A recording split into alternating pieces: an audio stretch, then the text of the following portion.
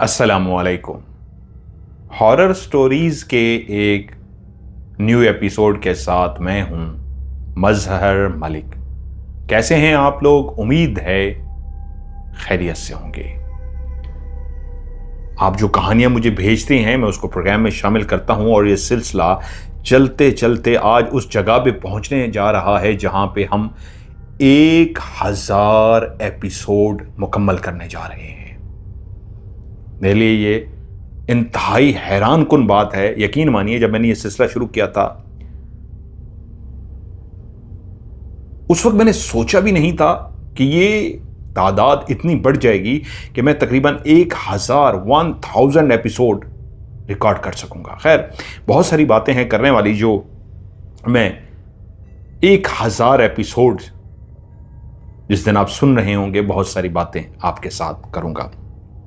ये कहानी जो मैं आज आपको सुनाने जा रहा हूं ये मुझे भेजी है काजी मोहम्मद फैसल मुख्तियार ने, रहीम यार खान, पाकिस्तान से। काजी मोहम्मद फैसल मुख्तियार कहते हैं कि यह कहानी मेरे ही खानदान के साथ वाबस्ता है। ये हमारे करीबी रिश्तेदार हैं जिनका नाम है नोमान। आज वो खुद एक बड़ी उम्र के उस हिस्से में पहुंच चुके हैं जहां आज भी हम उनके साथ इस कहानी का जिक्र करते हैं तो वो खौफजदा हो जाते हैं। लेकिन ये सच्चा वाकया, ये सच्ची कहानी उस वक्त पेश आई थी जब नौजवानी की उस उम्र में नोमान कॉलेज अभी दाखिला लेकर पढ़ना ही शुरू हुए थे।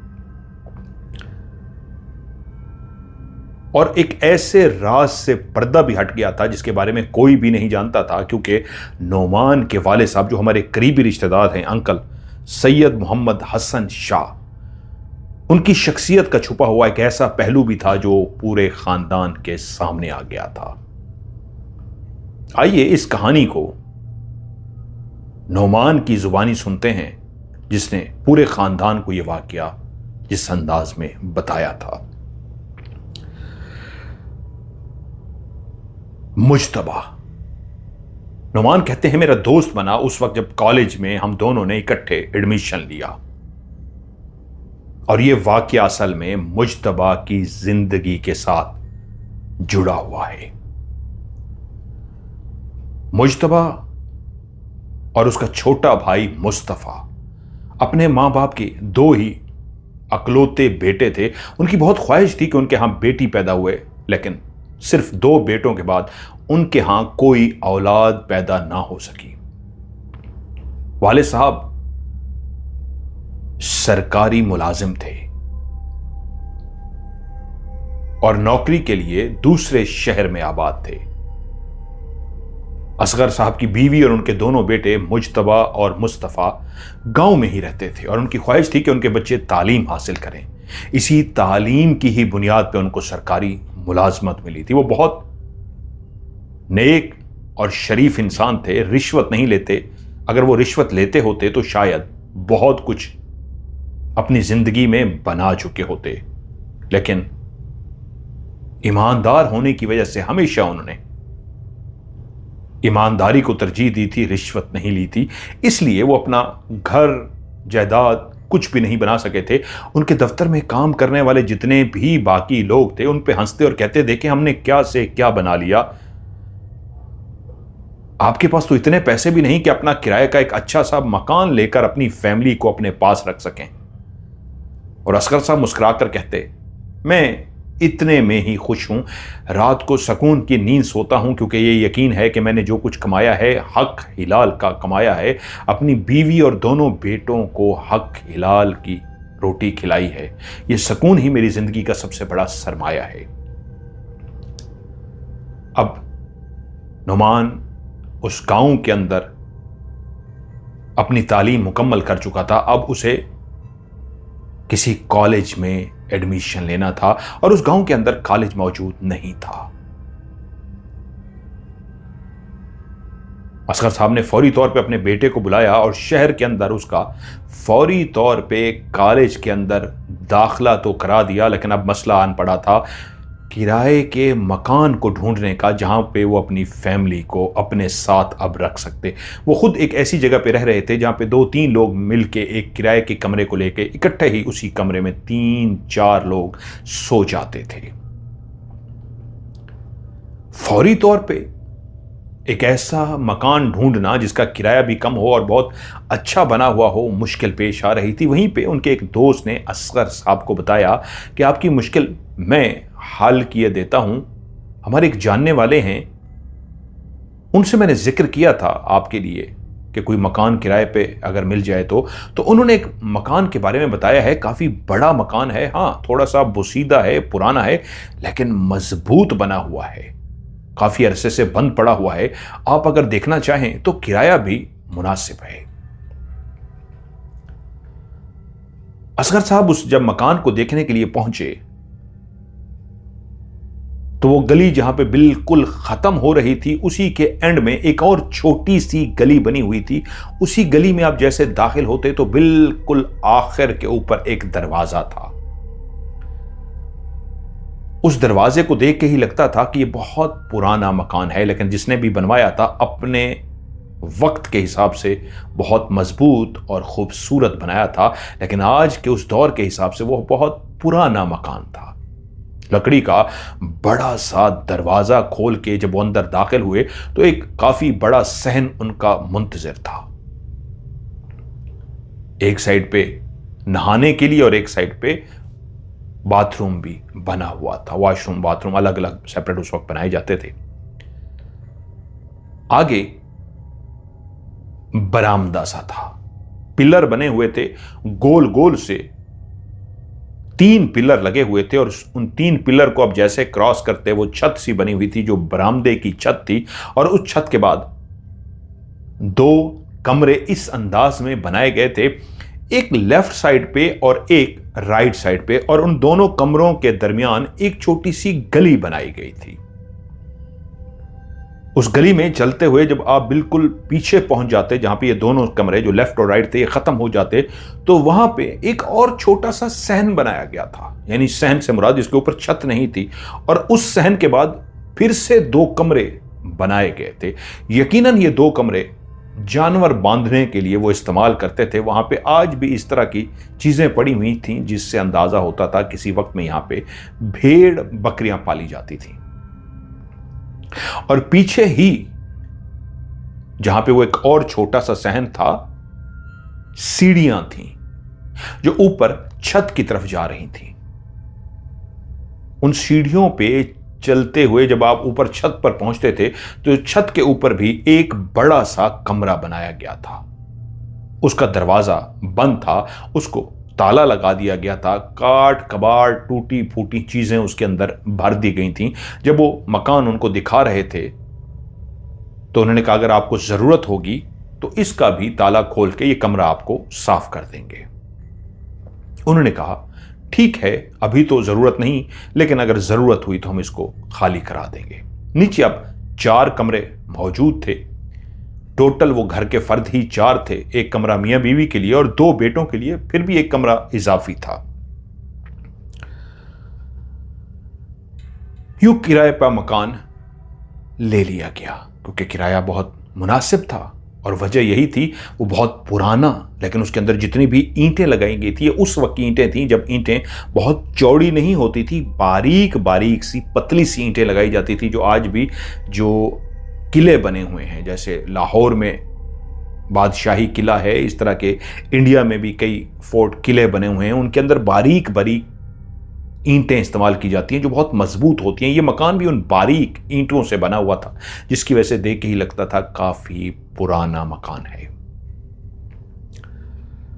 असगर साहब अपनी फैमिली, अपनी बीवी, अपने बड़े बेटे मुजतबा और मुस्तफा को लेकर इस घर में शिफ्ट हो गए। सबसे बड़ा मसला था इस घर की सफाई करना, क्योंकि कई सालों से यह मकान बंद था।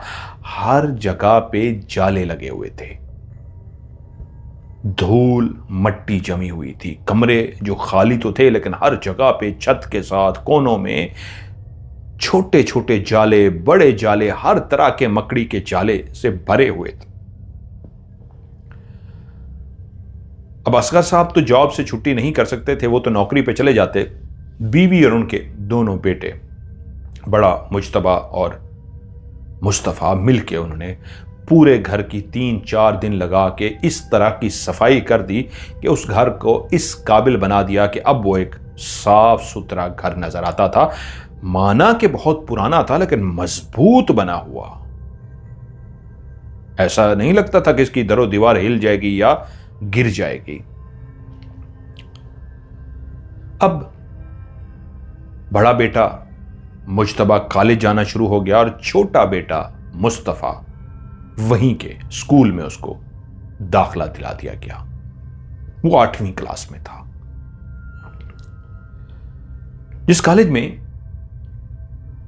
मुज्तबा ने दाखिला लिया था वहीं पे नोमान से उसकी दोस्ती हो गई। नोमान और वो बेहतरीन दोस्त बन गए। इंसान उसी को अपना दोस्त बनाता है जिसके साथ उसका मिजाज मिलता हो, हम आहंगी हो। दिमागी तौर पे हम आहंगी होने की वजह से नोमान और मुज्तबा बेहतरीन दोस्त बन गए। उस घर में रहते हुए तकरीबन 1 महीना हुआ था कि एक रात पूरी फैमिली सो रही थी। किचन में से ऐसी आवाज आई जैसे कोई बर्तन नीचे गिरा दिया गया हो। यह आवाज कलसूम ने सुन ली। मुज्तबा की मां कलसूम उठी और चलती हुई किचन में गई कि कहीं बिल्ली ना आ गई हो या कोई चूहा टाइप ना आ गया हो, कोई चीजें ना गिरा दे। और वो जैसे ही किचन में दाखिल हुई तो एक बड़ी सी जो बाल्टी ऊपर रखी गई थी वो नीचे फर्श पे गिरी हुई थी। मुज्तबा की मां कलसूम ने उस बाल्टी को उठाया, ऊपर रख दिया। एक मामूली सी बात थी जिसको इग्नोर कर दिया गया। एक रात सारे घर वाले सो रहे थे कि मुस्तफा की आंख खुल गई।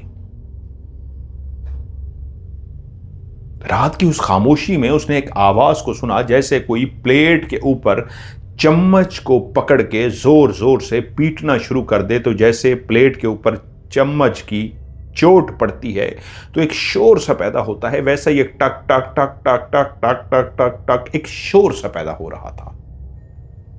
अब उनके इर्द गिर्द कोई भी घर नहीं थे। जिस गली के कोने पे उन्होंने जिस मकान को लिया था वो आखिरी मकान था। उससे पहले कई मकान तो थे लेकिन काफी ज्यादा फासले पे थे और रात के इस पहर उनसे आवाज नहीं आ सकती थी। ये क्या कोई बच्चा है, कोई बड़ा है जो रात के इस पहर चम्मच को प्लेट पे इतनी जोर जोर से मार रहा है कि शोर से पैदा हो रहा है। वो बच्चा जो 8वीं क्लास का एक स्टूडेंट था, आंख खुलने के बाद हैरान हो गया कि कहां से आवाज आ रही है। दूर से तो आवाज नहीं आ सकती, चलें मैं वॉशरूम ही हो आता हूं। ये सोच के वो वॉशरूम के लिए उठा कि उसी वक्त उसको महसूस हुआ ये आवाज किचन में से आ रही है। वो आहिस्ता आहिस्ता चलता हुआ किचन के पास गया। किचन का दरवाजा बंद था। उसने जब कान लगा के सुना तो ठक ठक ठक ठक ठक ठक ठक की आवाज वाकई किचन से आ रही थी। वो हैरान हो गया। ये तो ऐसा लगता है जैसे कोई इंसान चम्मच को मार रहा हो स्टील की प्लेट के ऊपर। वो चलता हुआ सीधा मां के पास गया, मां को जगाया। मां एकदम से नींद से उठ के हुड़बड़ा के उठ के बैठ गई। बोली क्या हुआ है मुस्तफा? उसने कहा मां मेरे साथ आए। वो मां को लेकर जैसे ही किचन के पास पहुंचा कोई भी आवाज नहीं थी। मां ने पूछा क्या हुआ? उसने कहा मां आवाज आ रही थी। उसने कहा कैसी आवाज? उसने एक्सप्लेन किया इस तरह की। तो मां ने कहा अब तो कोई आवाज नहीं आ रही, लगता है तुम्हें नींद में कोई वहम हुआ है कि तुमने ख्वाब देखा है। कहां है? मां ने दरवाजा भी खोल दिया, अंदर देखा, कुछ भी नहीं था। न्यू मां वापस अपने बिस्तर पे आके लेट गई और वो भी वॉशरूम से फारिग होके लेट गया। इस वाकये के ठीक 10 दिन बाद शाम का टाइम था, उनके दरवाजे पर दस्तक हुई। वो समझे वालिद साहब आए होंगे। मां और दोनों बेटे घर में मौजूद थे। बड़ा बेटा मुज्तबा दरवाजा खोलने के लिए किया जो अंदर से बंद रखा जाता था कि कोई घुस ना आए घर में। और उसने जैसे ही जाके दरवाजा खोला तो बाहर देखा कोई भी नहीं है। वो हैरान हुआ। उसने कहा शायद मेरा वहम होगा, मुझे लगा है कि दरवाजा किसने खटखटाया है, मैं बाहर आया हूं तो कोई नहीं है। वो आकर अंदर बैठ गया। किसी ने उससे पूछा भी नहीं कौन था क्या था। ठीक 2 दिन बाद फिर से दरवाजा खटखटाया गया और उठकर मुज्तबा फिर से दरवाजा शाम के उसी टाइम पे खोलने के लिए जब बाहर गया तो देखता है बाहर कोई भी नहीं है। उसे आज महसूस हुआ ये कैसे हो सकता है, आज दूसरी दफा ऐसा हो रहा है कि दरवाजा खटखटाने पे मैं आता हूं, बाहर कोई भी नहीं है, मेरा वहम नहीं हो सकता। या शायद मैं पढ़ने में मसरूफ था, मुझे ऐसा महसूस हुआ। अगले दिन वो उसी तरह बैठा पढ़ ही रहा था कि उसकी मां ने आके कहा, बेटा मुज्तबा दरवाजा कोई खटखटा रहा है, जाओ बाहर देख के आओ। ओ सॉरी मम्मी, मैं अभी देखता हूं। ये कह के वो बाहर गया। उसने जाकर दरवाजा खोला और वही सूरत हाल, बाहर कोई भी नहीं था। उसने आके मां को बताया, मां कोई नहीं है। मां ने कहा ये कैसे हो सकता है, दरवाजा तो किसने खटखटाया है। उसने कहा मां आज तीसरी दफा है, ऐसा पहले भी 2 दफा हो चुका है, मैं उसको अपना वहम समझ के झुठला बैठा था, लेकिन आज ये तीसरी दफा ऐसा हुआ है, आपके कहने पे मैं गया हूं और बाहर कोई भी नहीं है। मां भी हैरान हुई कि कौन हो सकता है, लगता है कोई बच्चा शरारत करता है या कोई किसी की शरारत है। इसी तरह रात को सोए हुए कलसूम की आंख खुली। ऐसी आवाज आई जैसे कोई दरवाजे पर मौजूद हो और दरवाजे पे दस्तक दे रहा हो। उनकी आंख खुल गई। उसने कहा ये कौन आ गया रात के इस पहर। तकरीबन उस वक्त टाइम होगा, तकरीबन 1:30 बज रहा होगा रात का। उन्होंने बेहतर यही समझा कि शौहर थके होते हैं, सारा दिन ऑफिस में काम करते हैं, मैं बेटे को ही जगा देती हूं और साथ में मैं भी जाकर देखती हूं। उसने अपने बेटे मुज्तबा को नींद से बेदार किया और जैसे ही उसकी आंख खुली उसने पूछा मां क्या हुआ। कहा बेटा बाहर दरवाजा कोई खटखटा रहा है, चलो मैं भी तुम्हारे साथ चलती हूं। तुम्हारे बाप को मैंने इसलिए नहीं जगाया कि वो गहरी नींद सो रहे हैं, सारा दिन काम काज करके वो थक जाते हैं, चलो मैं तुम्हारे साथ चलती हूं, देखते हैं कौन है बाहर।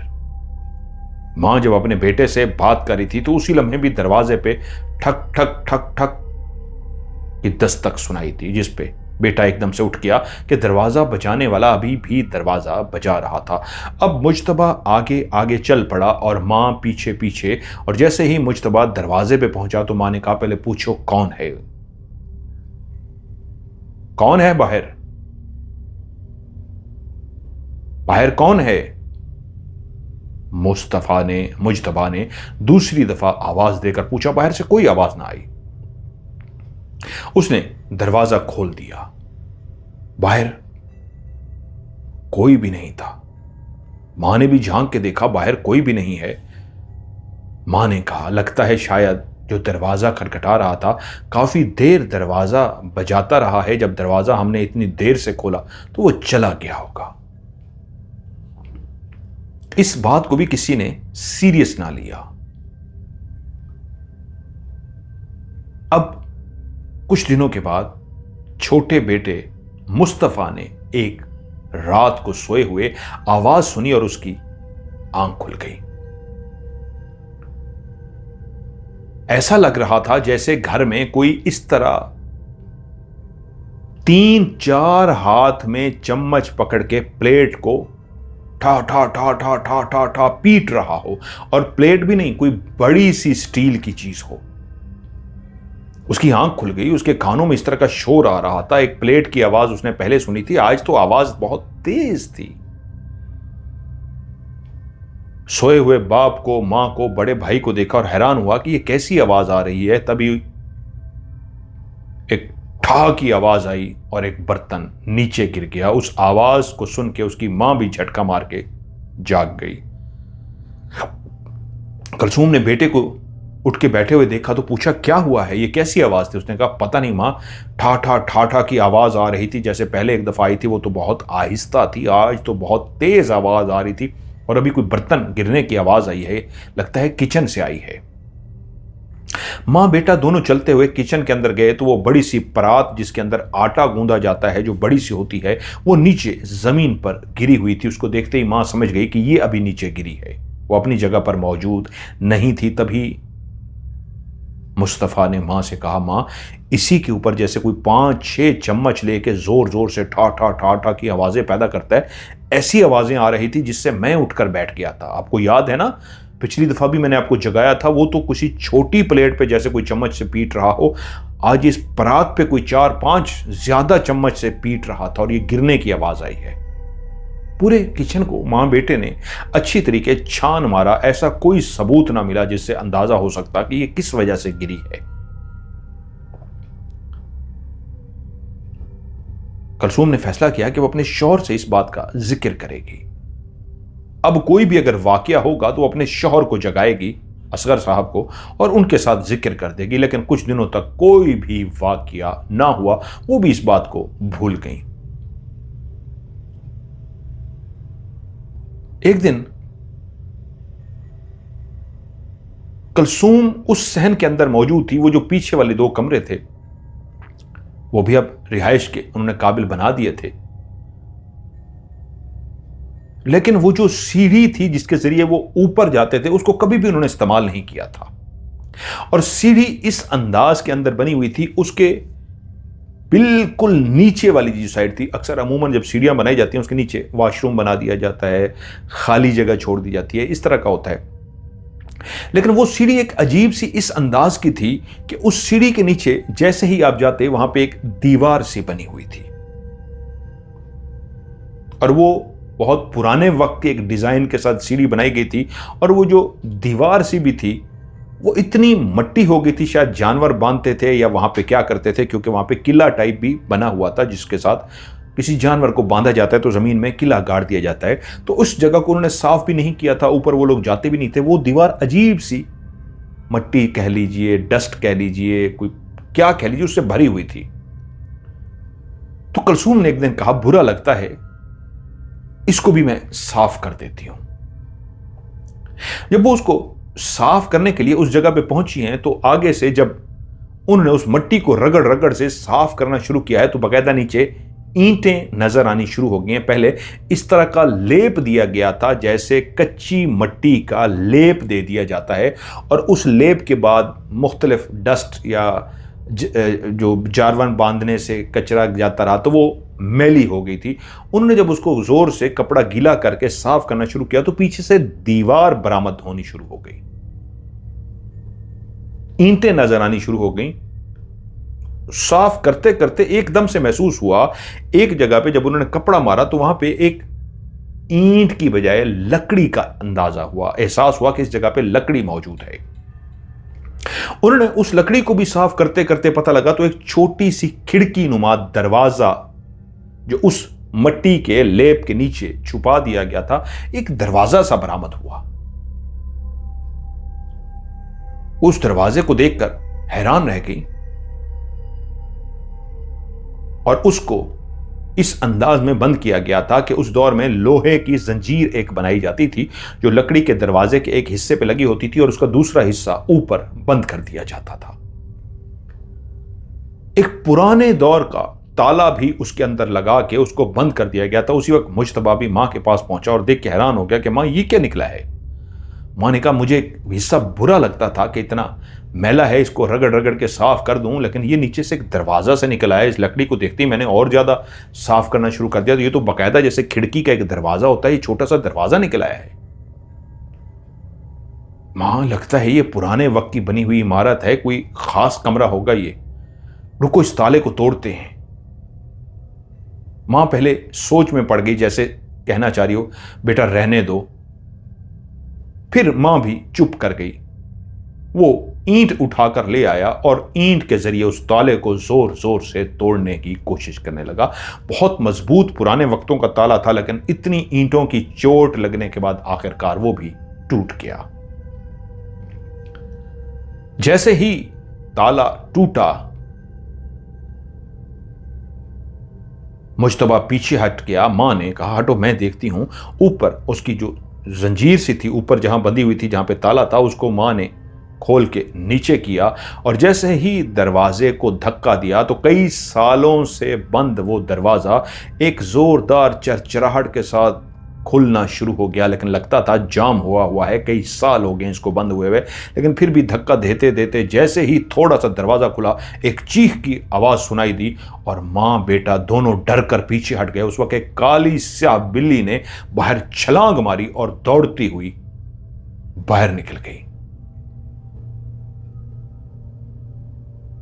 मां कहती है कि ये कहां से निकली है, इसका मतलब है पीछे भी कोई रास्ता है या पीछे भी कोई खिड़की है, ये किस रास्ते से अंदर घुस के आई है। अब दरवाजे को मां ने पूरा खोल दिया। खिड़की नुमा दरवाजा था, छोटा सा, झुक के अंदर, आप सीधे उसके अंदर दाखिल नहीं हो सकते थे, छोटा सा था। मां ने अपनी गर्दन को नीचे किया, गर्दन को झुकाया और उसके अंदर कलसूम दाखिल हो गई। अंदर घुप अंधेरा पड़ा हुआ था, लेकिन कलसूम वहां पे ज्यादा देर खड़ी ना हो सकी, इतनी हबस थी। वहां पे रोशनी का बंदोबस्त भी नहीं था और दिन की रोशनी थी तो मां अंदर तो चली गई कलसूम, लेकिन हब्स की वजह से कहा दिल घुट रहा है मेरा, तो अजीब सा हो रहा है, पता नहीं कब से बंद कमरा है, दफा करो। एकदम से कहती हुई मां बाहर आ गई, दरवाजे को बंद कर दिया। शाम को शौहर आए तो उन्होंने बेहतर समझा ये बात अपने शौहर को बता देनी चाहिए। जब उन्होंने अपने शौहर को यह वाला वाकया सुनाया तो वह एकदम से गुस्से हुए और बोले ये तुमने क्या किया, किसी ने इस दरवाजे को बंद रखा हुआ था, ऊपर बकायदा कच्ची मिट्टी का लेप देकर उन्होंने दरवाजे को छुपा ही दिया था, क्या जरूरत थी उसको खोलने की।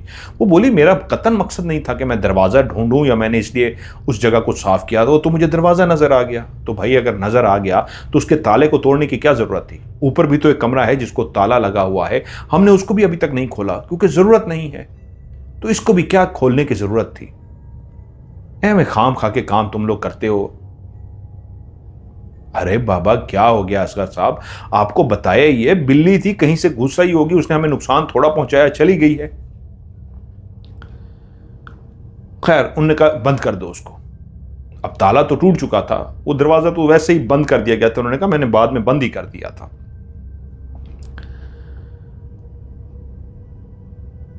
2 दिन के बाद मुज्तबा अपने कमरे में लेटा हुआ था कि एकदम से उसके दिमाग में ख्याल आया कि यार सारे सो रहे हैं, अब्बा ने तो मना कर रखा है, वो गुस्से करेंगे, लेकिन कम से कम मैं अंदर जाके देखूं तो सही वो कमरा है क्या। पुराने वक्तों का है, कोई खजाना ना हो, कोई कीमती चीज ना हो जिसको छुपाया गया हो, ऊपर लेप दे दिया गया हो, मुझे देखना चाहिए। उसने एक टॉर्च उठाई, बाहर निकला। उसने तसल्ली कर ली कि सब सो रहे हैं, भाई भी और मां बाप भी। चलता हुआ वो उस दरवाजे के करीब गया, उस दरवाजे की जंजीर को ऊपर से उसने हटाया और दरवाजे को आहिस्ता आहिस्ता खोलना शुरू कर दिया ताकि दरवाजा शोर पैदा ना करे। जंगालूद दरवाजा था, फिर भी शोर तो पैदा हुआ, लेकिन उसने इतनी आहिस्तगी से उसको खोला कि ज्यादा शोर ना पैदा हो सका।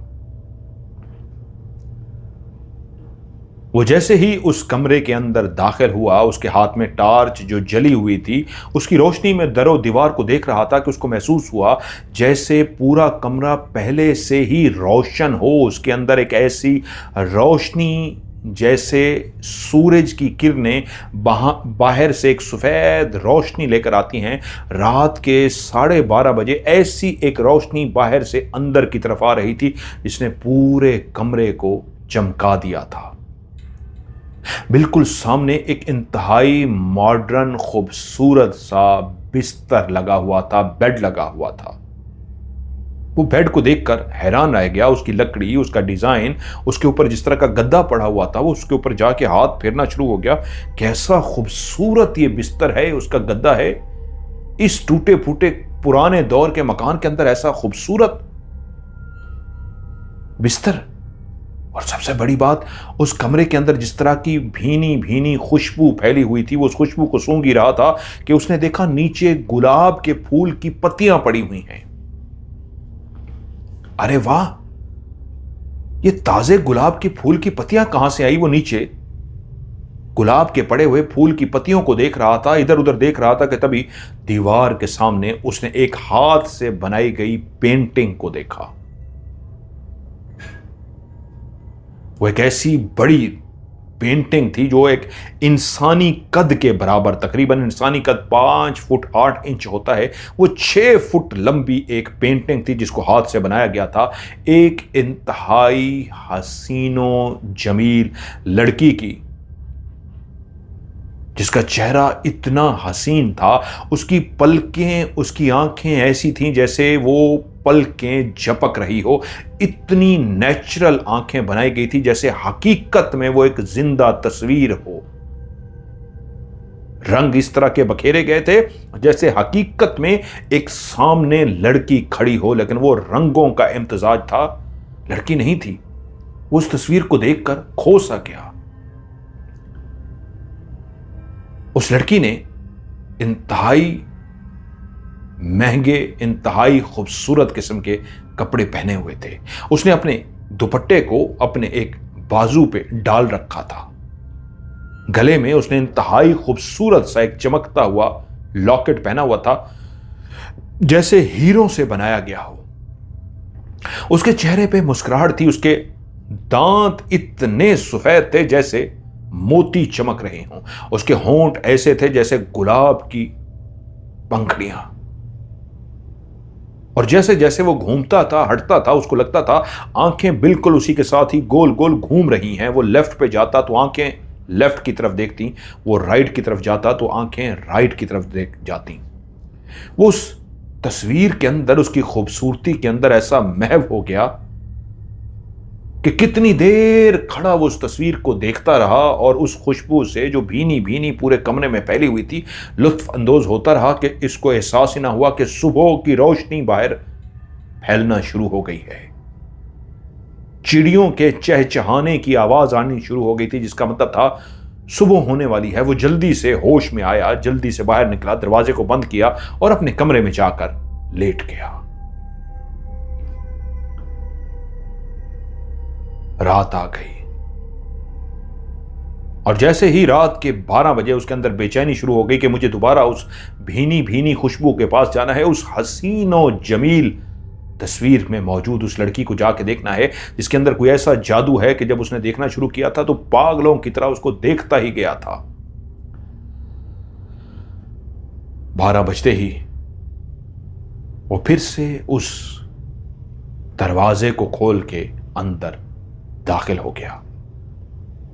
दाखिल होते ही वो तारीकी में डूबा हुआ कमरा फिर से रोशन हो गया, जैसे किसी ने उसके अंदर बेइंतहा तेज रोशनियां कर दी हों। गुलाब की फैली हुई खुशबू को सूंघता हुआ उसी बिस्तर के करीब गया और जैसे ही मुड़ा उस तस्वीर को देखने के लिए तो ये चौंक गया, देखकर हैरान रह गया कि तस्वीर अपनी जगह पे मौजूद नहीं थी। उसको झटका सा लगा, हाय ये तस्वीर कहां गई, वो महजबीन कहां गई, वो खूबसूरत शाहकार कहां गई। तस्वीर को अपनी जगह पे ना पाकर वो एकदम से हैरान हो गया और एकदम से जैसे ही मुड़ने वाला था तो उसके कान में एक हल्का सा कहका सुनाई दिया। जैसे ही उसके कान में कहका सुनाई दिया वो तेजी से पीछे मुड़ा और उसने देखा वही लिबास पहने, वही गुलाब की पंखड़ियों की तरह के होंठ लिए, वही मोतियों की तरह चमकते हुए दांत और वही इंतहा की बला की हसीनो जमील आंखें लिए, वही लिबास पहने और उसी तरह का अपने हाथ में उसी तरह का दुपट्टा डाले वो शाहकार जो कल तक तस्वीर में मौजूद था अब बिल्कुल उसके सामने खड़ी थी और मुस्कुरा रही थी। उसने जैसे देखा उसको एकदम से झटका लगा और पीछे हटा तो वो और मुस्कुरा पड़ी और मुस्कुराते हुए उससे बोली, क्यों, क्या हुआ, आपको हमसे डर लग रहा है? एकदम से जैसे होश में आ गया और बोला, नहीं नहीं मुझे डर नहीं लगा, आप तो उस तस्वीर में थी।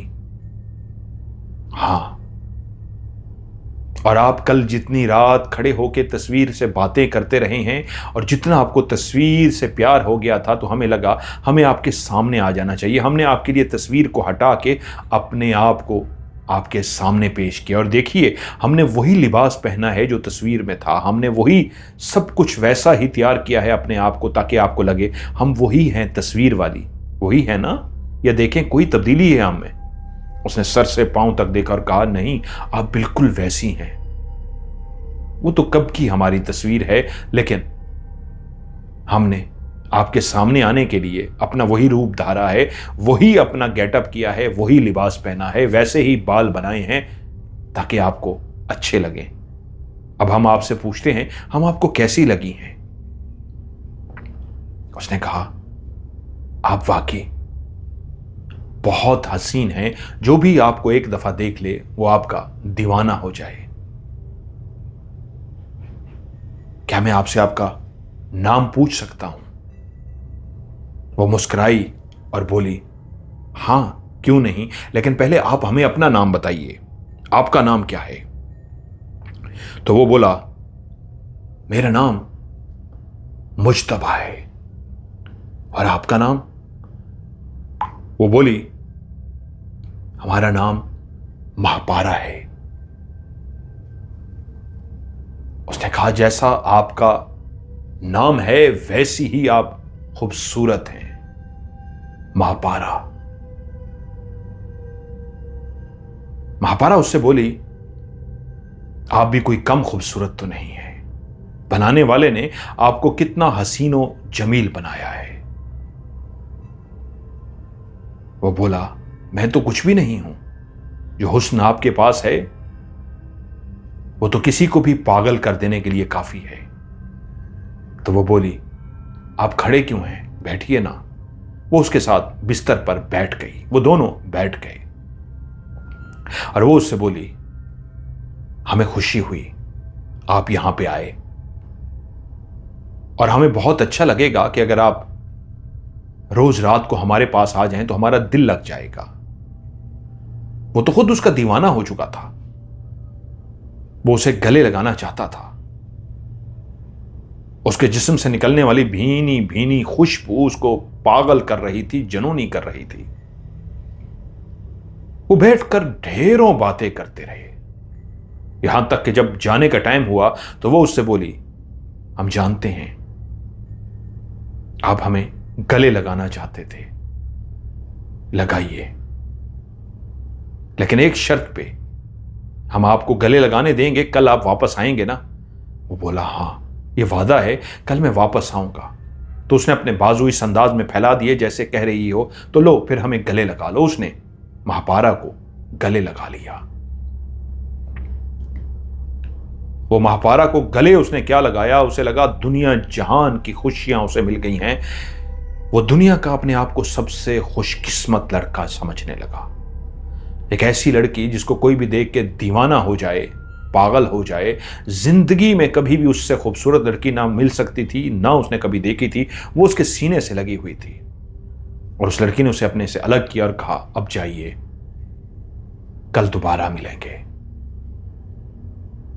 वो वहां से बाहर निकला, अपने बिस्तर पे पहुंचा। कैसे बिस्तर पे पहुंचा, कैसे उसे नींद आई, वो कुछ भी नहीं जानता था। उसके अंदर तो बस एक दीवानगी थी, एक जुनून था, एक पागलपन था। और फिर जैसे ही रात के 12 बजते, वो अपने कमरे से उठता, चलता हुआ सीधा उसी कमरे में दाखिल हो जाता। दरवाजे को खोलते ही दरवाजे के पीछे महापारा उसकी मुंतजिर होती। महापारा अपना एक हाथ अदा से उसके हाथ में डालती, इस अंदाज में अपने हाथ को पेश करती कि वो उस नर्मो मुलायम इंतहाई खूबसूरत से हाथ को अपने हाथ से थाम लेता और दोनों चलते हुए उसी बिस्तर पर जाकर बैठ जाते।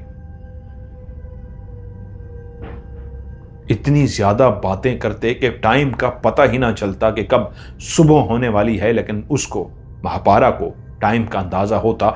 जैसे ही बाहर चिड़ियों के चहचहाने का वक्त होने वाला होता तो उससे 10 मिनट पहले ही वो उसे कहती, अब आप उठ जाइए, आपके जाने का वक्त हो गया है, हम कल आपकी मुंतजिर होंगी। और वो उसे गले लगाती और वो उसके साथ ऐसे लिपट जाता जैसे सदियों से भूखा हो उसके वजूद का। उसके जिस्म से ऐसी खुशबू आती, वो ऐसा महव हो जाता और अपने दिल में एक ख्वाहिश का इजहार पैदा करता, काश मेरी इससे शादी हो जाए, काश ये मेरी जीवन साथी बन जाए। और वो उसे अपने से जुदा करती और वो चला जाता। 2 महीने तक, 3 महीने तक उसको एहसास ही नहीं हुआ कि 2 महीने गुजर गए, 3 महीने गुजर गए। बस एक ही रूटीन थी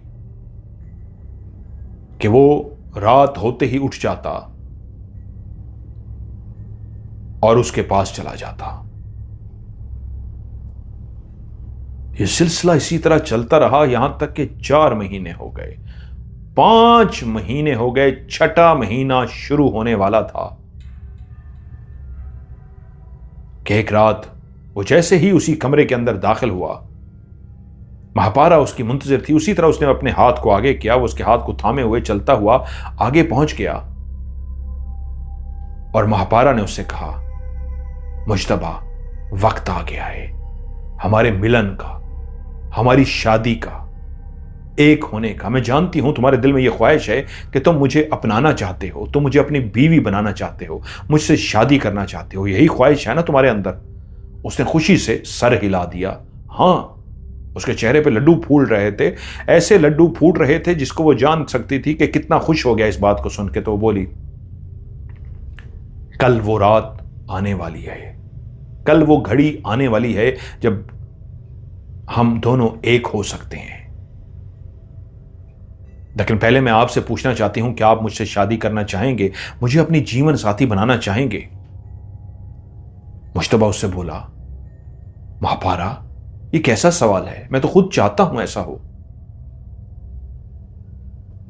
और मैं क्यों नहीं चाहूंगा, मैं तो दुनिया का सबसे खुशकिस्मत लड़का हूंगा अगर मेरी तुमसे शादी हो जाए। लेकिन सवाल यह है, ये इतनी जल्दी कैसे? मैं अपने वालिदैन को कैसे राजी करूंगा, मैं अपने वालिदैन को कैसे मनाऊंगा?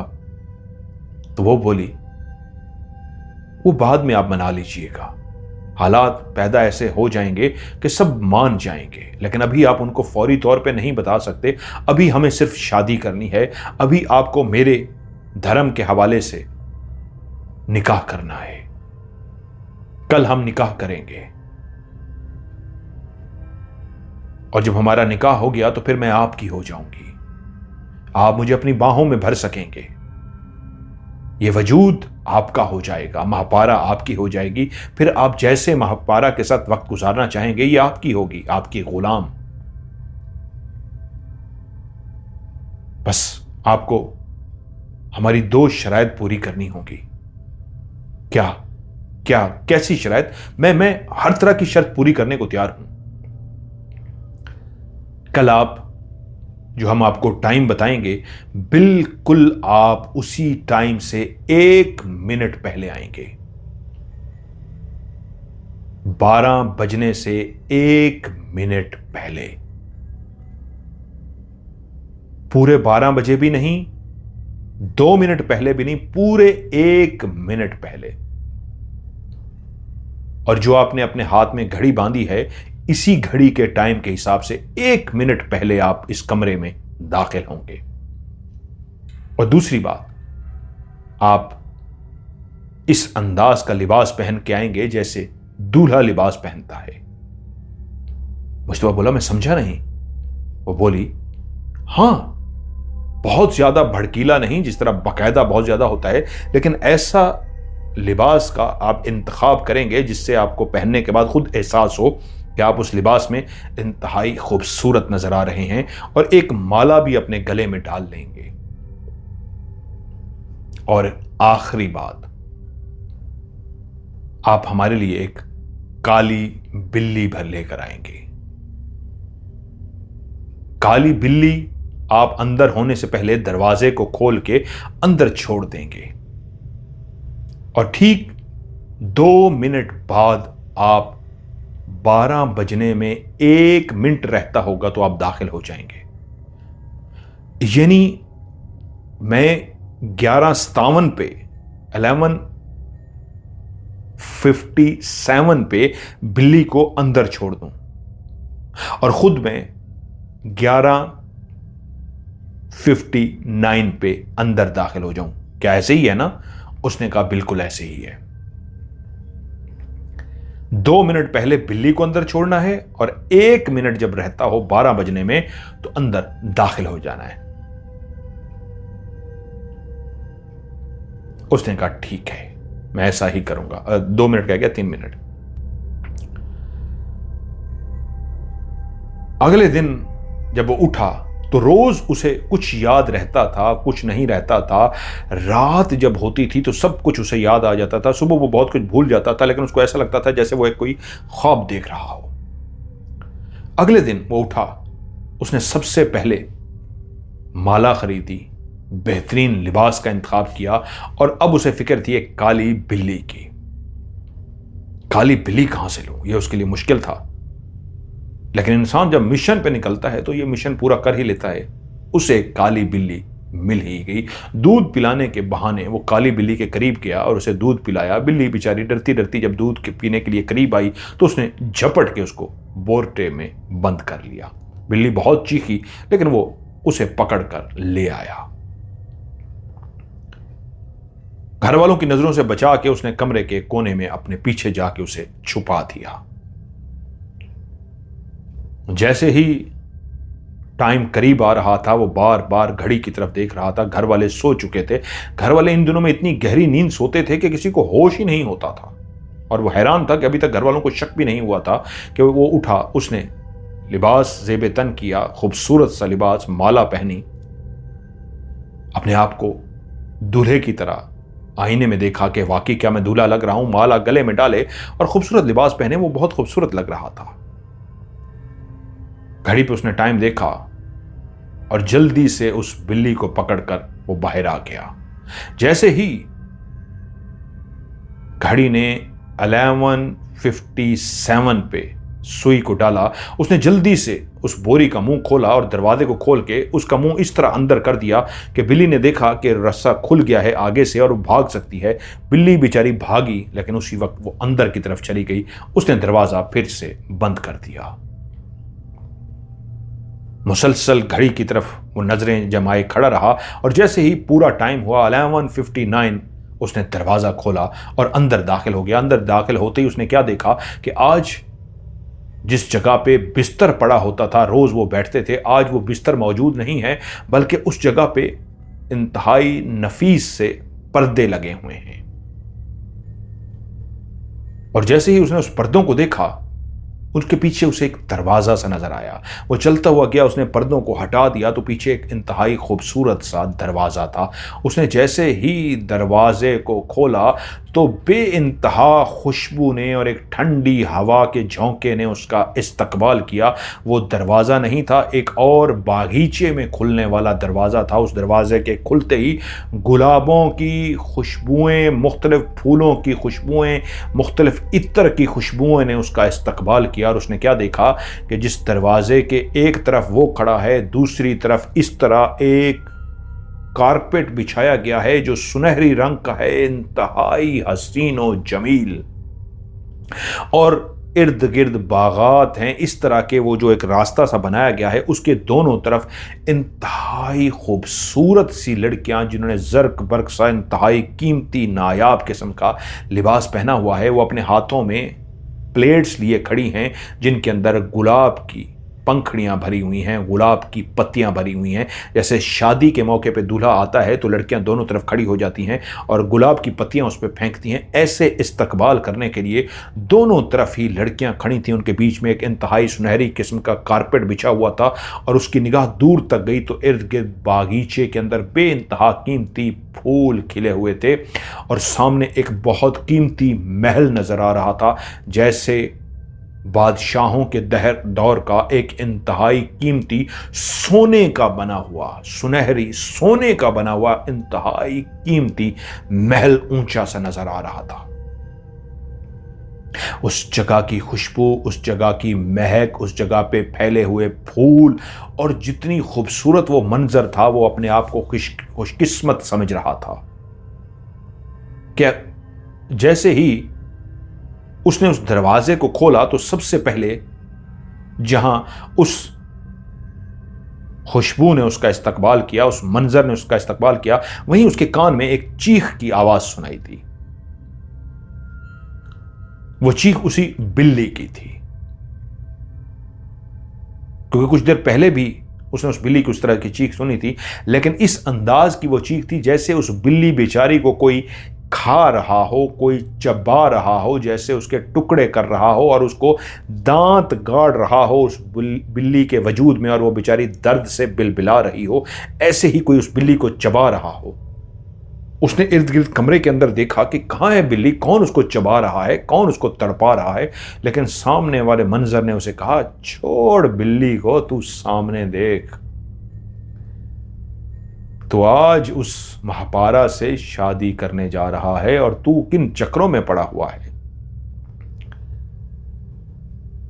कि उसके कानों में एक आवाज सुनाई दी, इंतहाई सुरीली, इंतहाई प्यारी सी आवाज, आ जाइए, तशरीफ ले आइए।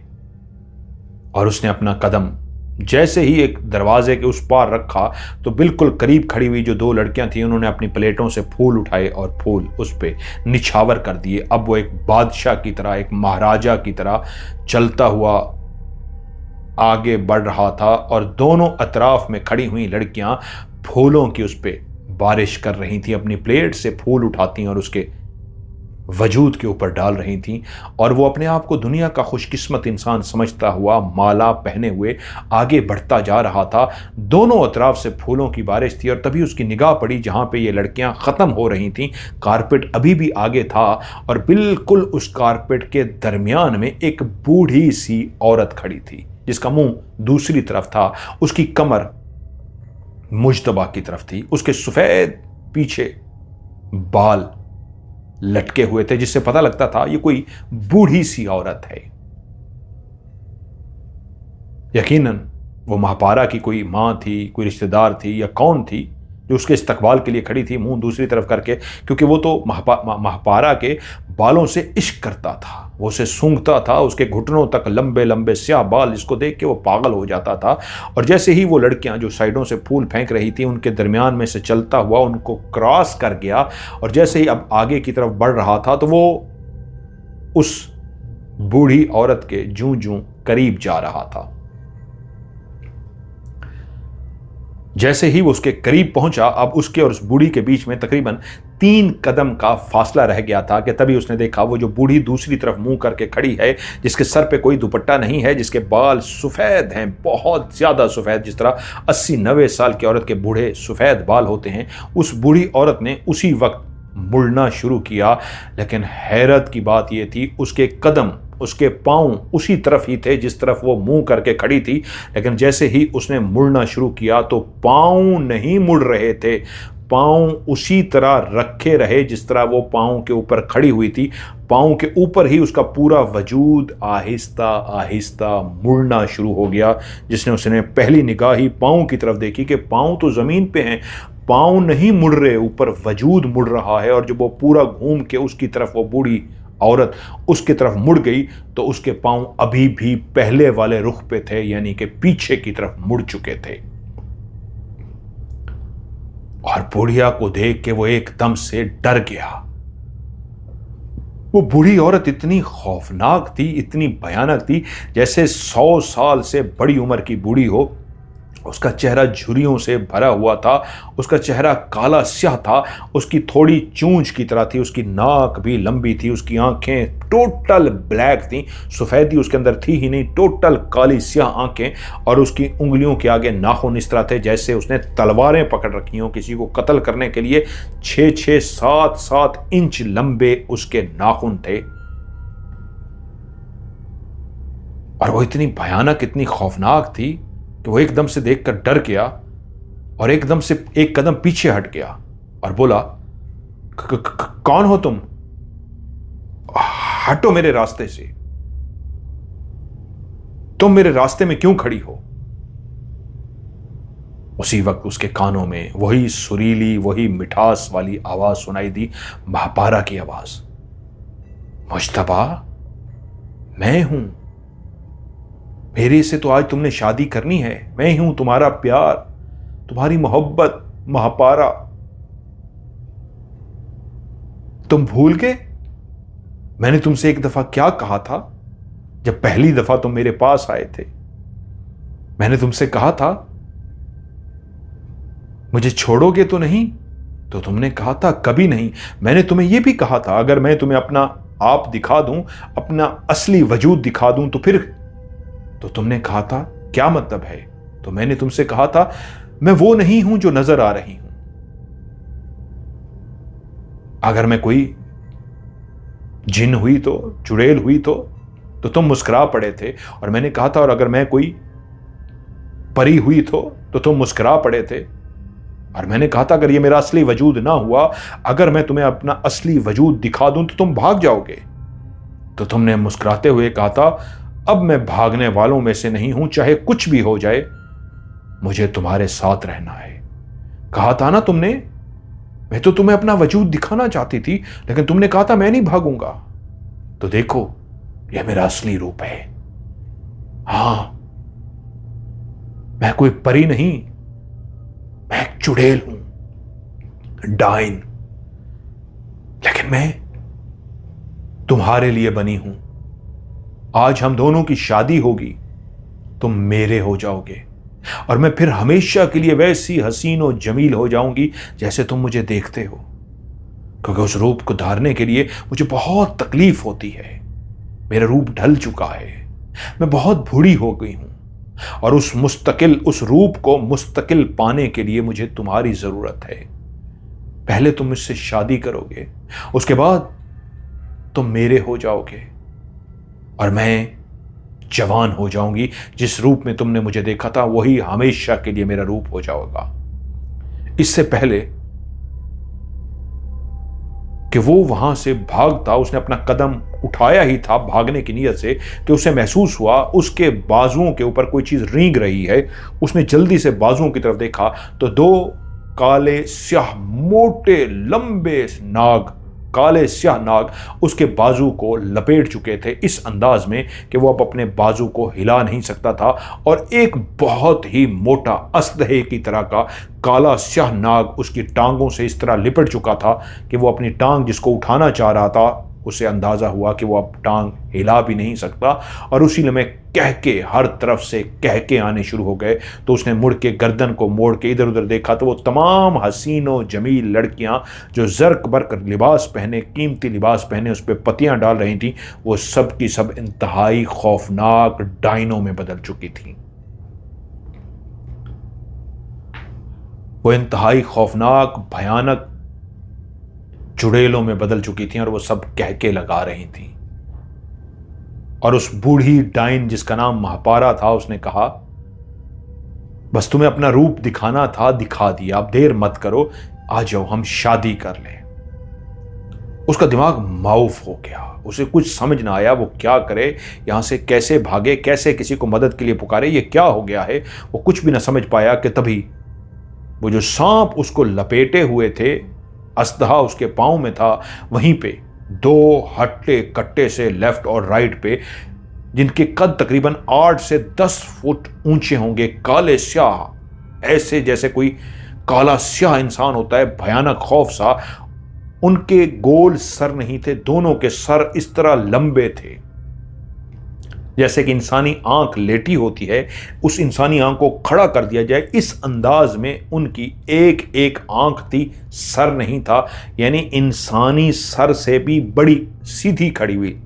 हमारी आंखें लेटी हुई हैं ना, हॉरिजॉन्टल वर्टिकल है, लेटी हुई हैं, तो वो ऐसी सीधी खड़ी हुई सिर्फ एक एक आंख थी। वो आंख नहीं, वही उनका सर था। वो आए और उन दोनों ने लेफ्ट और राइट उसे उठा लिया, ऐसे जैसे कोई पत्ते को उठाता है, वो ऐसा हल्का फुल्का इंसान। वो इतने ताकतवर थे कि उनके सामने वो एक खूबसूरत सा मुजतबा सेहतमंद सा नौजवान एक कागज की तरह उठ गया और वो उसको उठाए हुए चलते हुए सामने उस महल के करीब पहुंच गए। वहां पे दरमियान में आग जल रही थी और एक अजीबो गरीब शैतानी किस्म का मुजस्मा रखा हुआ था। और वहां पे पहले से ही एक भयानक सा शख्स जिसकी माथे पे एक आंख थी, नीचे दोनों आंखें नहीं थीं, नाक भी नहीं था, सिर्फ नीचे मुंह था और उसके ऊपर एक आंख थी। उस आग के करीब बैठा हुआ था।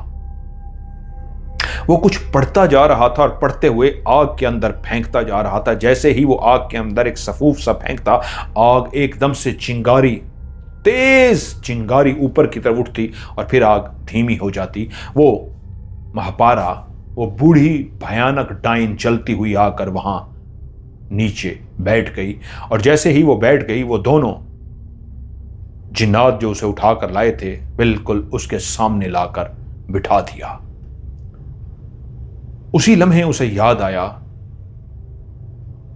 जिसका दिमाग मौफ हो चुका था, बिल्कुल वो मरने के लिए तैयार हो चुका था, जिसे लगा था अब बचना नामुमकिन है, सांप लिपटे हुए हैं, अस्धा पांव में है और दो जिन्नात उसे उठाए हुए लेके जा रहे हैं, जिसका दिमाग बिल्कुल मौफ था। एक लम्हे से जैसे लगा कि उसका दिमाग खुल सा गया हो। वो सारा मंजर उसके सामने था। वो डाइनें मजीद चलती हुई करीब आ रही थी कि उसे एहसास हुआ, मैंने खुदा को क्यों नहीं पुकारा?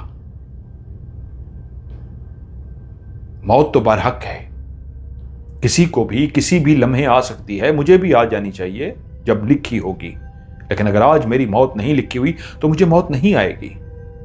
जब लिखी होगी तो बिल्कुल आ जाएगी। मुझे अपने रब को पुकारना चाहिए। ये सोचते ही उसने अपनी आंखें बंद की और आयतुल कुर्सी पढ़ना शुरू कर दी। अक्सर वो नमाज पढ़ता था, उसकी मां बाकायदगी से पढ़ती थी, उसका बाप बाकायदगी से पढ़ता था। वो कभी कभी डंडी मार जाता था, लेकिन अब आज जब से वो इस लड़की के साथ राब्ते में आया था, महापारा के साथ, उसने नमाज छोड़ दी थी।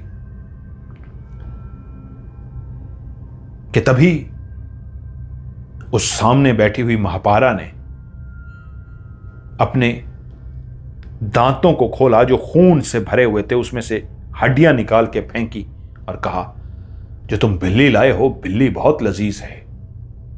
ये उसने कहा ही था कि उसने ऊंची आवाज में आयतुल कुर्सी पढ़नी शुरू की। और जैसे उसने आयतुल कुर्सी पढ़नी शुरू की तो वो महापारा बोली, रुक जाओ, इसे मत पढ़ो, रुक जाओ। इस लम्हे का मैंने कई सालों से इंतजार किया है, क्योंकि तुम्हारे खून से आज मुझे शक्ति मिलेगी, क्योंकि तुम्हारे खून से, तुम ही हो जिसका मैं कई सालों से इंतजार कर रही थी। तुम्हारा खून पीते ही मैं हमेशा के लिए जवान हो जाऊंगी। ये मत करो, मेरे गुस्से को मत जगाओ। मेरा गुस्सा जाग गया, तुम सोच भी नहीं सकते क्या होगा। कयामत आ जाएगी, मैं सबका जीना हराम कर दूंगी। रुक जाओ। हाँ, मैं तुम्हें भी माला माल कर दूंगी, लेकिन तुम्हारा खून मुझे पीना होगा। तुम वही हो जो उस खास चांद की रात को पैदा हुए थे, और उसी का ही मुझे इंतजार था, और मैंने उस खून को पीने के बाद अमर होना था और हसीन और जमील होना था। अब इसको पढ़ना बंद करो, क्योंकि इस लम्हे मैं अपने सारे जादू को इसी आग के अंदर डाल चुकी हूं। अगर मैं अपना जादू निकाल के इस वक्त तुम्हारे ऊपर हमला करना चाहूंगी तो ये सब कुछ खत्म हो जाएगा। इसलिए मैं तुमसे कहती हूं, तुमसे वादा करती हूं, मेरा जादू इसी आग में रहने दो। इसको पढ़ना बंद करो। मेरी सारी ताकत अभी इस आग में है, क्योंकि ये जो मंत्र पढ़ा जा रहा है, ये जो पढ़ा जा रहा है, इसके पढ़ने से मैं अमर होंगी। और अगर तुमने इसको पढ़ना बंद ना किया तो ये सब कुछ भस्म हो जाएगा, सब कुछ खत्म हो जाएगा, और मैं अभी अपना जादू नहीं लेना चाहती। वो समझ गया, अभी वो अपना सारा जादू इस मंत्र के अंदर डाल के बैठी है, मैं अभी भाग सकता हूं। उसने आयतुल कुर्सी पढ़नी शुरू की और उस डाइन ने अपने कानों पे हाथ लगा लिया। वो चीखें मार रही थी, बाकी सारी भी चीखें मारना शुरू हो गईं। शायद उसने सबकी ताकत उसी आग में जमा की हुई थी। जब उसने देखा कि मेरे आयतुल कुर्सी पढ़ने से सबकी चीखें निकल रही हैं, तो उसने देखा वो जो सांप थे वो भी जल्दी जल्दी उसके वजूद से उतरना शुरू हो गए और गायब हो गए। तब उसने देखा सब चीखें मार के भाग रही हैं। वो जो एक आंख वाला बैठा कुछ पढ़ रहा था वो भी उठकर भाग गया, और वो डाइन चीखें मारते मारते नीचे गिर गई। तभी उसने दौड़ लगाई। दौड़ते दौड़ते दौड़ते वो दरवाज़ा जिससे दाखिल होके आया था, वो उस दरवाजे के अंदर दाखिल हो गया, और भागते हुए जिस उस कमरे के अंदर दाखिल हुआ, जिस कमरे में रोज़ वो महापारा से मिलने के लिए आता था, वो खूब अंधेरे में डूबा हुआ था। वो नीचे गिर गया, लेकिन आयतुल कुर्सी पढ़नी उसने जारी रखी और दौड़ते दौड़ते वो दरवाजे तक पहुंच गया। और जैसे ही उसने दरवाजे को अबूर किया, दरवाज़ा बंद किया और भागकर अपने कमरे में पहुंचा, उसी वक्त उसने वुजू किया, सजदे में गिर गया। जैसे ही सुबह फजर की अजानें हुई, वो जो सजदे में गिरा हुआ मुसलसल अल्लाह का कलाम पढ़ रहा था, सीधा मस्जिद की तरफ भागा। उसने जाके मस्जिद में नमाज पढ़ी, लेकिन उसका जिस्म बुखार से तपना शुरू हो गया। वाले साहब भी उसी मस्जिद में नमाज पढ़ने के लिए आते थे। जब बेटे को देखा आज मस्जिद के अंदर मौजूद, तो खुश हुए और बेटे के पास गए तो देखा बेटे को शदीद बुखार है। वो उसे लेकर घर आए और बेटे ने सारी सूरत हाल वाले साहब को बता दी। वाले साहब ने जैसे ही सूरत हाल को सुना तो एकदम शदीद गुस्से में आ गए और एक जोरदार थप्पड़ बेटे को कस के लगाया। मां बीच में आ गई, क्या कर रहे हैं? एक तो बेटे की जान को खतरा है, उसे बुखार हो चुका है, आप उसे मार रहे हैं। वाले साहब गुस्से में घर से बाहर चले गए। वो एक शख्स को जानते थे, उसे लेकर वो अपने घर आ गए।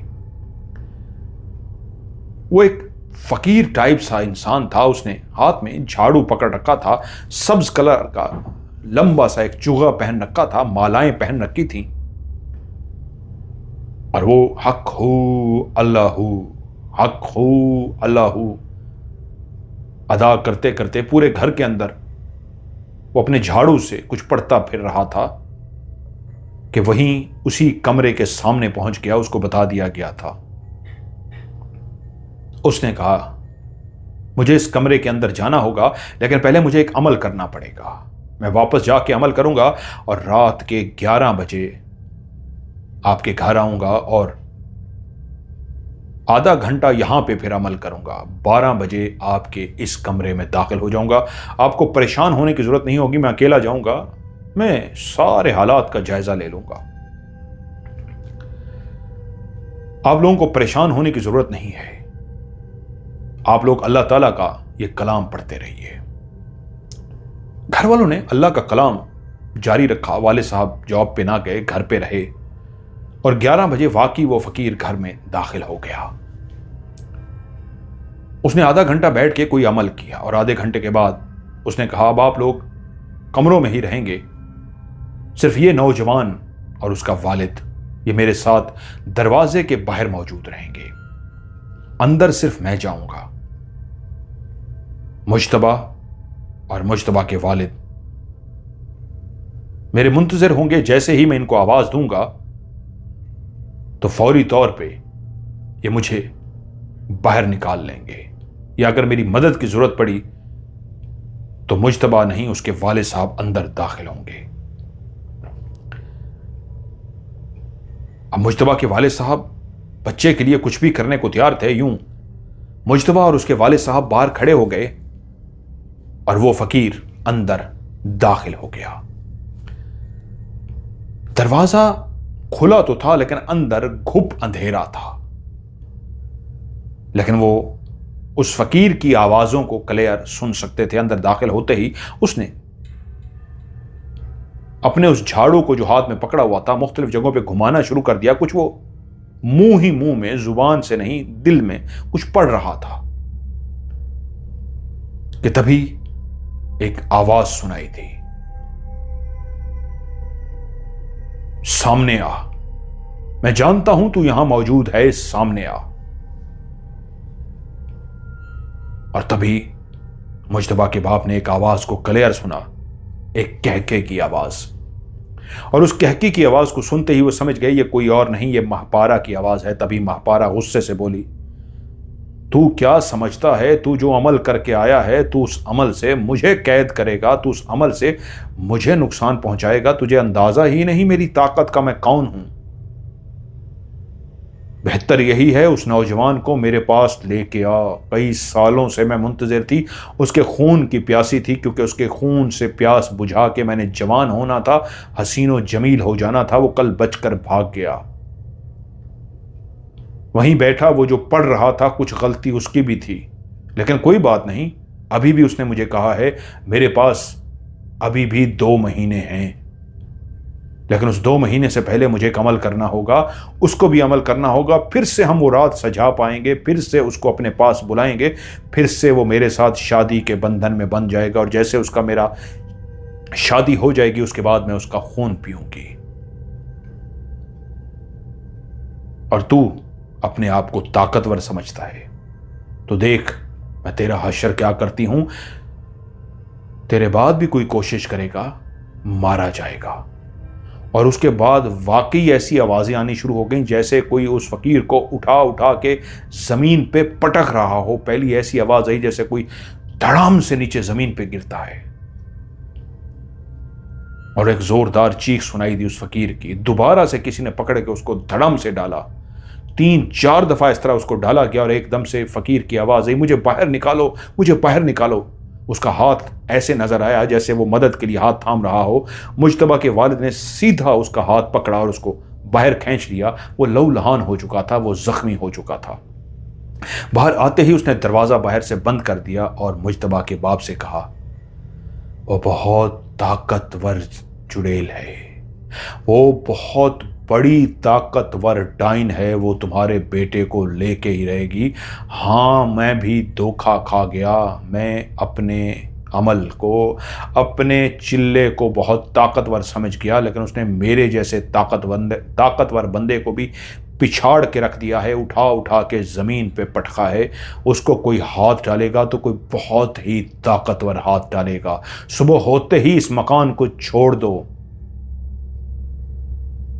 अभी अभी इसी मकान से निकल जाओ, रात बाहर गुजारो, सुबह होते ही वापस आ जाना और अपना सामान लेके यहाँ से चले जाना। वो बहुत ताकतवर डाइन है, वो सबको मार डालेगी। ये कहते हुए वो जो लहूलुहान था, जख्मी था, भागा और बाहर निकल गया। घर वाले भी उसके पीछे दौड़ते हुए बाहर चले गए। सुबह हो गई, हर तरफ चहल पहल हो गई। ये चारों मियां बीवी और दोनों बेटे घर में दाखिल हुए। बाप ने कहा, जो कीमती सामान है, जरूरी सामान, कोई कागजात हैं या कुछ चीजें हैं, ज्वेलरी है, वो उठा लो, बाकी छोड़ो। उन्होंने अपना सामान उठाया। जैसे ही बाहर की तरफ जाने लगे तो अंदर से वो जो दरवाजा बंद था उसी कमरे का ठक ठक ठक ठक ठक की आवाज आई, और एक आवाज क्लियर सुनाई दी, सिर्फ 2 महीने हैं, इसी दुनिया के किसी भी कोने में रखोगे, मैं इसे ले जाऊंगी, ये मेरा है, तुम इसे कहीं नहीं लेके जा सकते, बेहतर है इसी घर में रहो। माला माल कर दूंगी, जो चाहोगे वो ला के रख दूंगी, दुनिया जहान की खुशियां दे दूंगी, जेवरात दे दूंगी, मालो दौलत दे दूंगी, सब कुछ दे दूंगी, बस इसे मेरे हवाले करो, क्योंकि इसी के खून की प्यास से ही मुझे जवानी मिलनी है। मेरे पास बहुत ताकत है, ये देख चुका है, क्या कुछ है मेरे पास। वालिद ने इशारा किया घर वालों के कि रुकना नहीं है, निकलो। वो लालचें दे रही थी, लेकिन वो कोई भी लालच सुने बगैर तेजी से बाहर निकल गए। फौरी तौर पे एक दोस्त की तरफ पहुंचे और उस दोस्त की तरफ हालात को बताए और कहा कि अभी हमें रहना है। तो उसने कहा, परेशान ना हो, मेरा एक और घर अभी खाली है, मैंने किराए पे नहीं चढ़ाया। जब आपने पहले कहा था वो किराए पे चढ़ा हुआ था, आप यहां शिफ्ट हो जाए। उन्होंने अपना किराए वाला एक घर उनको दे दिया। फौरी तौर पे मुजतबा के वालिद कारी साहब से तावीज़ लेकर आ गए। तावीज़ उसने अपने गले में और अपने बेटे, दोनों बेटों के गले में और बीवी के गले में डाल दिया, और कुरानी आयात का दम किया हुआ जो पानी था वो चारों पीना शुरू हो गए। लेकिन उस घर के अंदर आज उनकी पहली रात थी। वालिद और वालदा जाग रहे थे, बेटा भी अपने कमरे में जाग रहा था कि सोया हुआ मुजतबा अपने बिस्तर से उठ गया, और जैसे ही अपने बिस्तर से उठा तो वो चलता हुआ सीधा दरवाजे की तरफ जाने लगा, क्योंकि वालिद पहले ही बीवी और बेटे को कह चुके थे, मुस्तफ़ा को और अपनी बीवी कुलसूम को, कि इसको घर से बाहर नहीं जाने देना। और जैसे ही रात के 12 बजने में अभी आधा घंटा रहता था, 11:30 बजे वो उठा और चलता हुआ सीधा दरवाजे की तरफ गया। अभी वो दरवाज़ा खोल भी नहीं पाया था कि बाप ने और छोटे भाई ने उसे जाकर पकड़ लिया। वो ऐसी गहरी नींद में था जैसे कोई ताकत उसे लेकर जा रही है, उसको होश तक भी नहीं था। बाप ने और भाई ने जैसे उसे पकड़ा तो उसने अपनी आंखें खोल दी और हैरान होकर बाप और भाई को देखा, क्या हुआ है, मुझे क्यों पकड़ा हुआ है? तो बाप ने कहा, तुम कहां जा रहे हो? मैं तो सोया हुआ था बिस्तर पे, मैं कहां जा रहा हूं? उसको वापस ले गए। लेकिन उसके बाद हर रात मुज्तबा की तकलीफ में गुजर रही थी। वो रात को सोया होता था कि ऐसा ख्वाब देखा जिसमें क्लियर वही मापारा अपना वही रूप धार के आ जाती, जो हसीनो जमील रूप था, जो उस तस्वीर से निकल के उसके सामने आई थी, इंतहा की बला की खूबसूरत उसी रूप में आती और उससे कहती, मुज्तबा मैं तुम्हारी मुंतजिर हूं, तुम अभी तक आए नहीं, उठो, तुम सोए हुए हो, तुम लेटे हुए हो, आओ मेरे पास।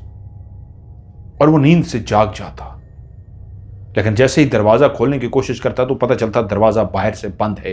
वो जोर जोर से दरवाजा पीटना शुरू कर देता। माँ बाप भाग कर आते तो देखते वो एक गहरी नींद में है, दरवाजा पीट रहा है। और जब वो उसे होश मिलाते, पड़े हुए दम किए हुए पानी के उस पर छींटे मारते तो वो होश में आ जाता और वो बताता, वो मुझे बुला रही थी, मैंने ख्वाब देखा और मैं जा रहा था।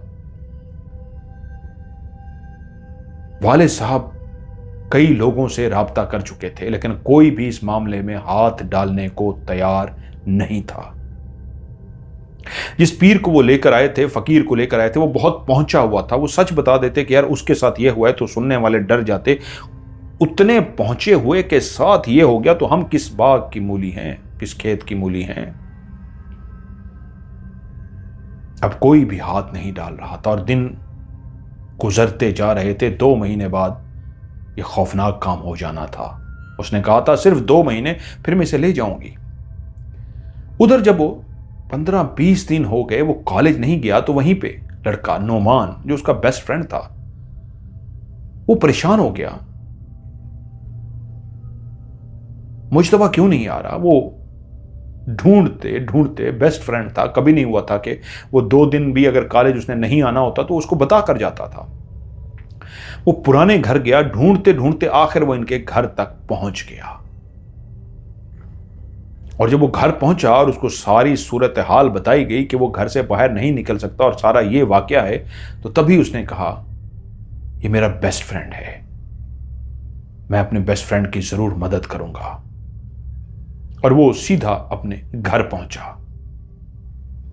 अपने वाले साहब जो उस वक्त घर में मौजूद थे, सैयद मोहम्मद हसन शाह, उसने अपने वाले से कहा, मैं जानता हूं आपका एक दोस्त है जो अमलियात जानता है, मुझे उसकी मदद चाहिए। वालिद ने कहा, क्या हुआ बेटा?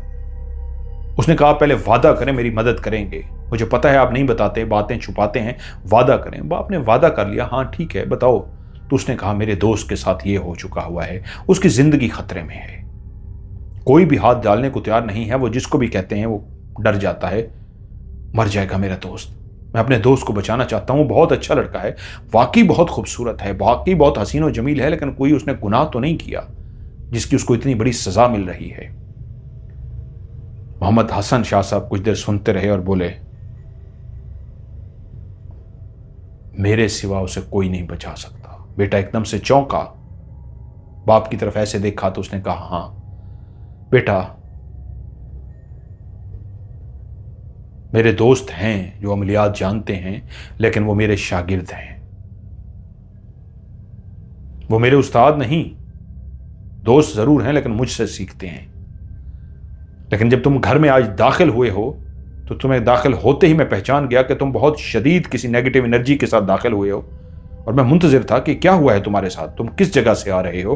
और तुम्हें देखते ही मैं समझ गया था जितनी एनर्जी उस घर में मौजूद है, वो बुरी शक्ति, वो बुरी एनर्जी तुम अपने साथ भी लेके आ गए हो। उस घर में इतनी बुरी हालत हो चुकी है तो उस चुड़ैल के साथ कौन पंगा लेगा? कोई नहीं ले सकता, मुझे करना पड़ेगा। रुको, मैं तुम्हें कल इसका हल बताऊंगा। और मैंने तुमसे वादा किया है ना मेरे बेटा, तुम्हारे दोस्त को कुछ नहीं होगा। नोमान परेशान रहा। अगले दिन वाले साहब ने कहा, मैंने सब चेक कर लिया है बेटा, वो वाकई बहुत ताकतवर डाइन है, मैंने सही कहा था। अब मुझे उस घर जाना होगा तुम्हारे साथ, वहां पे कुछ पढ़ाई करनी होगी और बंदोबस्त करना होगा। मुझे तुम्हारा साथ चाहिए होगा। मैं इस राज को कभी अफशा ना करता, अपने आप तुम पे कभी जाहिर ना करता, लेकिन वाकई तुम्हारे दोस्त की ज़िंदगी को ख़तरा है। वो उसे मार डालेगी, वो उसे अपने साथ ले जाएगी। वो अकेली नहीं है, उसके साथ कई और डायने हैं, कई और चुड़ैले हैं। वो सारी उसकी ताकत बन रही हैं, क्योंकि अगर वो शक्ति हासिल कर लेती है, तुम्हारे दोस्त के खून को पी लेती है, तो वो बहुत ज़्यादा ताकतवर हो जाएगी। और वो जितनी ज़्यादा ताकतवर हो जाएगी, तो अपने इर्द गिर्द फैली हुई वो जो चुड़ैलें उसके दोस्त ने देखी थी, वो उनको भी ताकत दे देगी। और वो सब उसके लिए मुंतजिर हैं। नुमान अपने वालिद साहब के साथ मुज्तबा के घर पहुंचा। मुज्तबा के वालिद ने उनका शानदार इस्तकबाल किया। उन्होंने कहा, आप परेशान ना हो, मैं सारे बात से वाकिफ हो चुका हूं और जानता हूं वो बहुत ताकतवर चुड़ैल है। उस डाइन से मुझे मुकाबला करना होगा। अल्लाह ताला ने यह पर्दा डाला हुआ था, किसी को भी मेरे बारे में मालूम नहीं था, लेकिन शायद अल्लाह ताला ने यहां पे मेरा पर्दा हटाना मकसद था, तो अल्लाह ने पर्दा हटा दिया। आप परेशान ना हो, मुझे अमल करना होगा, और जब मैं आपसे कहूंगा तो आपको मेरे ऊपर एतमाद करना होगा। मेरा बेटा भी साथ होगा, लेकिन आपका बेटा भी मेरे साथ जाएगा। मुझे कब्रिस्तान में एक अमल करना होगा, और वो अमल की आखिरी रात होगी, उसके बाद वो चुड़ैल नहीं बचेगी। लेकिन हां, आपका बेटा मेरे साथ जाएगा। अब मुज्तबा के वाले सब परेशान हो गए, क्योंकि उनको तो कहा गया था इस घर के दरवाजे से मुज्तबा को बाहर नहीं जाना चाहिए, और अगर मुज्तबा चला जाता तो नुकसान हो सकता। तो उन्होंने कहा, यकीन मानिए, क्योंकि मैंने अपना आप इसलिए आपके सामने जाहिर किया है, क्योंकि मैं कोई पीर फकीर नहीं हूं, एक आम इंसान हूं, लेकिन आपको अपना आप जाहिर करने का मकसद यही था कि आपको यकीन करना चाहिए। मैं अकेला नहीं जाऊंगा, अपने बेटे को भी साथ लेके जा रहा हूं। आपका बेटा सिर्फ नहीं जाएगा, मेरा बेटा भी साथ जाएगा। और कोई बाप ऐसा कैसे चाह सकता है कि उसके बेटे को नुकसान पहुंचे? ये जो पर्दा होता है, हमें हुक्म होता है, इसको हटाना नहीं होता। मेरा बेटा तक नहीं जानता था कि मैं ये अमलियात जानता हूं, रूहानियत जानता हूं। और अगर मैंने इस राज को फाश किया है, इस पर्दे को हटाया है, तो सिर्फ ये बताने के लिए कि आप यकीन कर सकें। बेफिक्र होइए। मुज्तबा के वाले साहब मुतमईन हो गए और उन्होंने अपना अमल करना शुरू कर दिया।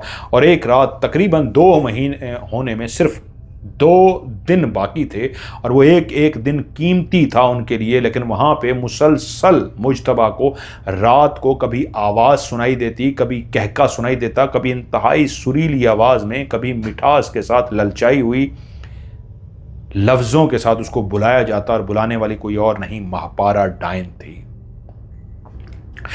रोज माँ बाप पहरा दे रहे थे, मुंतजर थे कि नुमान के वाले साहब मोहम्मद हसन शाह साहब जल्दी से कोई हल करें। लेकिन दिन गुजरते जा रहे थे, हल नहीं निकल रहा था। बेटे की दिन ब दिन तबीयत ख़राब होती जा रही थी। हर रात को वो बाहर जाने के लिए मचलता था, हर रात एक नए हीले बहाने से उसे बाहर बुलाने के लिए वो महापारा कोशिशें कर रही थी। लेकिन घर वाले उसको मुस्तकिल तो नहीं, आर्जी तौर पे तो बचा लेते थे, लेकिन डर ये था 2 महीने पूरे हुए नहीं, बेटा चला जाएगा। कि पूरे 2 दिन पहले पैगाम पहुंचा दिया गया कि आज रात को मुज्तबा मेरे साथ कब्रिस्तान जाएगा। मोहम्मद हसन शाह साहब ने मुज्तबा को और अपने बेटे नुमान को साथ लिया और कब्रिस्तान की तरफ रवाना हो गए। कब्रिस्तान के अंदर जैसे ही रवाना हुए, उन्होंने एक हाथ अपने बेटे नुमान का पकड़ रखा था और एक हाथ मुज्तबा का ऐसे पकड़ रखा था जैसे दोनों उनके बाजू हों, और मजबूती से उनको थामे हुए थे। वो चलते चलते एक खास जगह पर पहुंचे। उन्होंने अपना थैला अपने कंधे पे लटका रखा था। एक जगह पे उन्होंने दायरा कड़ा लगाया और दायरा कड़ा लगा के नुमान और मुज्तबा को उनके अंदर बिठा दिया और नुमान से कहा, बेटा तुम्हें ज्यादा ताकतवर रहना है, चाहे कुछ भी हालात हो जाएं, जब तक मैं आवाज ना दूं तुमने ना खुद इस दायरे कड़े से बाहर निकलना है, ना इस बेटे को निकलने देना है। यही तुम्हारी सबसे बड़ी जिम्मेदारी है। नुमान बोला, अब्बा हुजूर आप हमें लाए ही क्यों हैं? अगर मुश्तबा घर रहता तो वो ज्यादा महफूज होता। तो वालिद ने कहा, नहीं बेटा, इसकी यहां जरूरत है, क्योंकि मुझे इसकी जरूरत पड़ेगी, और पड़ भी सकती है, नहीं भी पड़ सकती, क्योंकि वाकई वो इतनी ताकतवर चुड़ैल है कि मेरी भी जान को खतरा हो सकता है। और तुम्हें इसलिए लेके आया हूं कि इसको अकेला यहां नहीं बिठाया जा सकता। इसकी मदद के लिए तुम्हें यहां बैठना होगा, लेकिन चाहे हालात जो भी हो जाएं, जब तक मैं आवाज ना दूं, तुमने कोई वो काम नहीं करना जिससे मेरा सारा अमल उलट हो जाए। तुमने इसी दायरे खड़े के अंदर महफूज रहना है और इसको भी महफूज रखना है। उसके बाद वालिद साहब चलते हुए एक दरख्त के नीचे जाकर बैठ गए। उन्होंने अपने थैले को खोला, उसमें से एक गुड़िया निकाली, गुड़िया को नीचे रख दिया। 3 इंसानी खोपड़ियां थीं जिन्होंने उनको सामने रख दिया, और उसके बाद आलती पालती माल कर वहीं बैठ गए और पढ़ना शुरू कर दिया। वो आंखें बंद करके पढ़ते जा रहे कि थोड़ी ही देर के बाद पूरे कब्रिस्तान के अंदर ऐसी तेज हवा चलनी शुरू हो गई जैसे आंधी आ जाती है। मट्टी उड़ना शुरू हो गई, पत्ते लहलहाना शुरू हो गए, दरख्तों के पत्ते कब्रिस्तान के अंदर टूट टूट के नीचे गिरना शुरू हो गए। मट्टी ही मट्टी हो गई, इतनी मट्टी के देखना मुश्किल हो जाए। आंखें बंद करनी पड़ी, वरना मट्टी आंखों में जा रही थी। नुमान और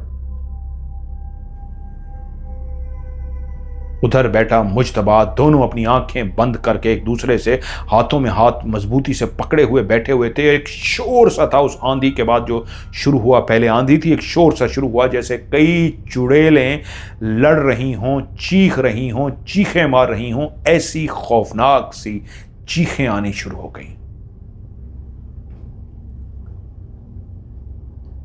थोड़ी देर के बाद वो आंधी आहिस्ता आहिस्ता थमना शुरू हो गई, चीखें भी आहिस्ता आहिस्ता गायब होना शुरू हो गई। कि तभी उन्होंने देखा अब मट्टी बैठ चुकी है, वो देखने के काबिल हो गए हैं। उस दायरे कड़े के अंदर बैठे हुए नुमान ने देखा कि सामने वाले साहब उसी तरह आंखें बंद करके बैठे पढ़ रहे हैं, लेकिन वो जो दोनों खोपड़ियां रखी हुई थीं वो आहिस्ता आहिस्ता ज़मीन, 3 खोपड़ियां आहिस्ता आहिस्ता ज़मीन से उठना शुरू हो गई, और ज़मीन से उठती उठती बिल्कुल एक इंसान के कद के बराबर उड़ना शुरू हो गई। और तभी उन्होंने देखा उन खोपड़ियों के नीचे बाकायदा गर्दन नमूदार होना शुरू हो गई। जैसे एक इंसान की गर्दन पैदा होती है, वैसे ही उस खिड़की, उस खोपड़ी के नीचे गर्दन, तीनों के नीचे एक जैसी गर्दन नमूदार हुई। गर्दन के बाद चौड़े कंधे नमूदार होने शुरू हुए, और कंधे के बाद ऐसे वजूद बनता जा रहा था। सीना ऐसे बनता जा रहा था, बनता जा रहा था। पेट, उसके बाद टांगें, बनते बनते पांव तक वजूद बन गया। अब ऊपर सिर्फ 3 खोपड़ियां थी, नीचे एक इंसान का गोश्त बन चुका था। जैसे बगैर लिबास के 3 औरतें वहां मौजूद हों, जिनके सर के गर्दन के ऊपर इंसानी खोपड़ियां थीं, लेकिन 3 नीचे 3 औरतों के वजूद बन चुके थे बगैर लिबास के। उनके लंबे लंबे काले स्याह बाल भी आ चुके थे, जो उन तीनों खोपड़ियों को, सर गंजा था, खोपड़ी थी, लेकिन पीछे से वो बाल भी चिपक चुके थे। तभी उन्होंने देखा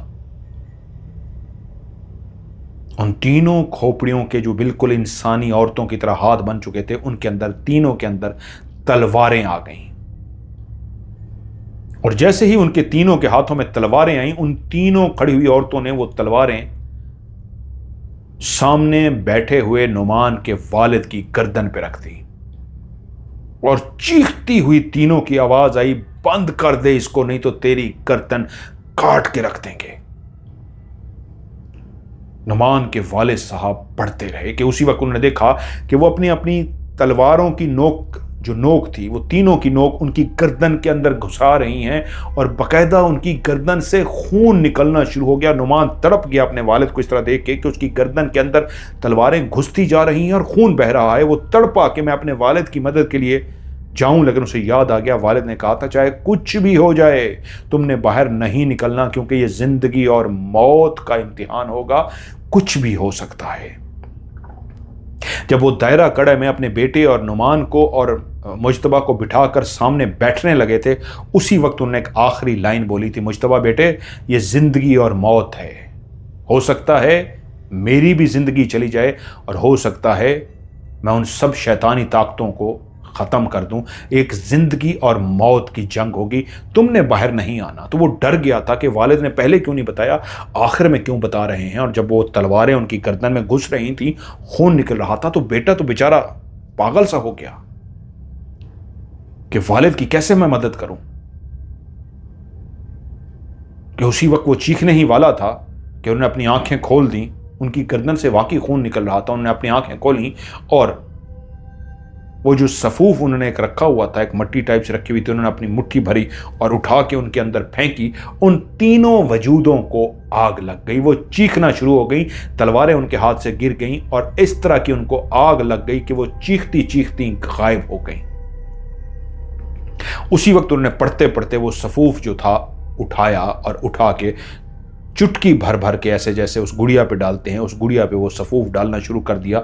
देखते ही देखते उस गुड़िया का वजूद बड़ा होना शुरू होता गया, बड़ा होता गया, बड़ा होता गया, यहाँ तक कि वो गुड़िया जैसे उठकर बैठ गई। और उसी लम्हे नोमान ने और साथ बैठे मुजतबा ने देखा बिल्कुल वही महपारा डाइन उस गुड़िया से भयानक बूढ़ी औरत बन चुकी थी।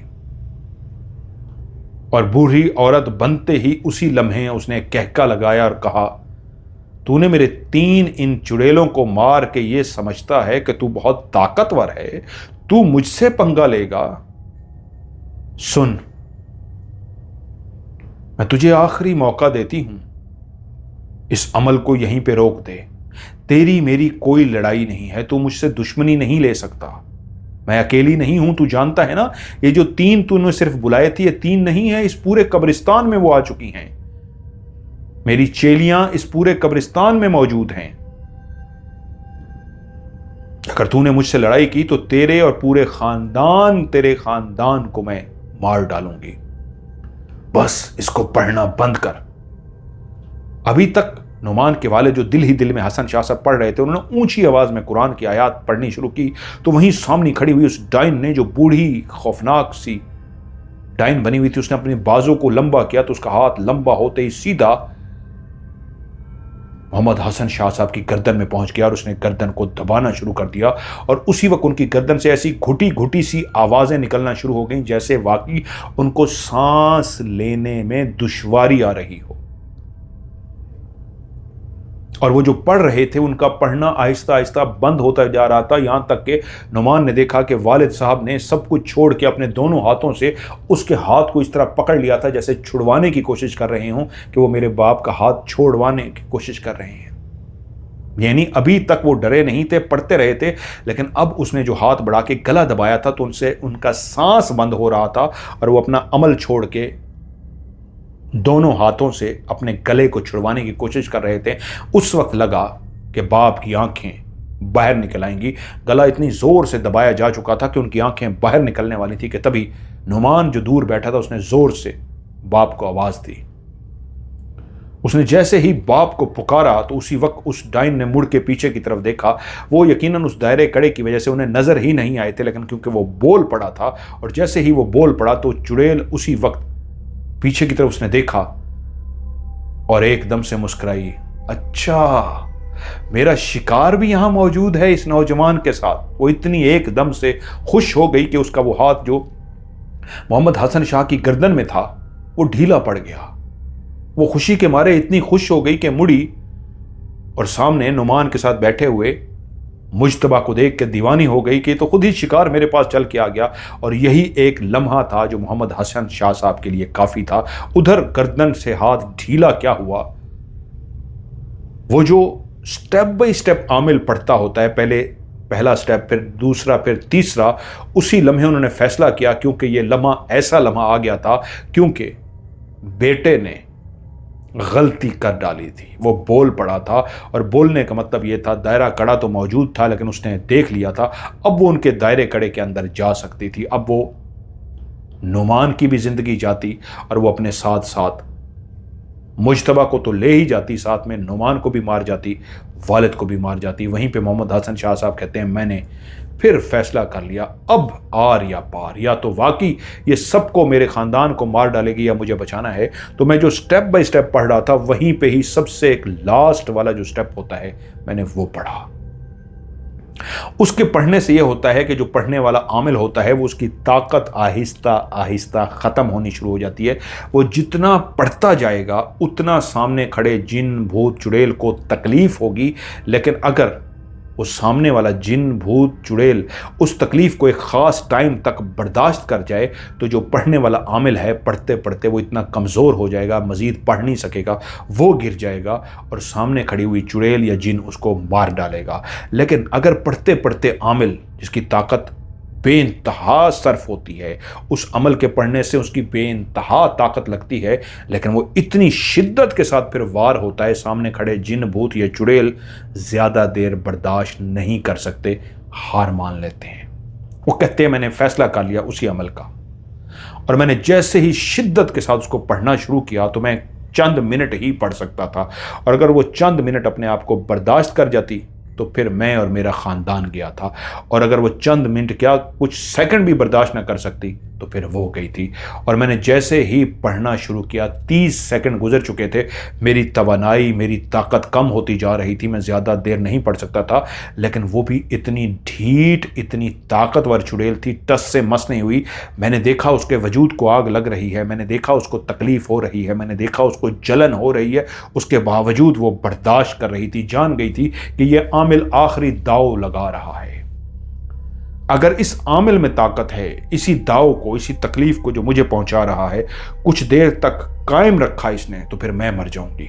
और अगर इस तकलीफ को कुछ देर मैं बर्दाश्त कर गई तो इसकी ताकत कमजोर हो जाएगी, ये गिर जाएगा, मैं इसको मार डालूंगी। 30 सेकंड हो गया, मेरी ताकत, हसन शाह साहब कहते हैं, कम होने जा रही थी। मुझे महसूस हो रहा था ताकत कम हो रही है कि तभी वो जो सामने खड़ी अपनी उस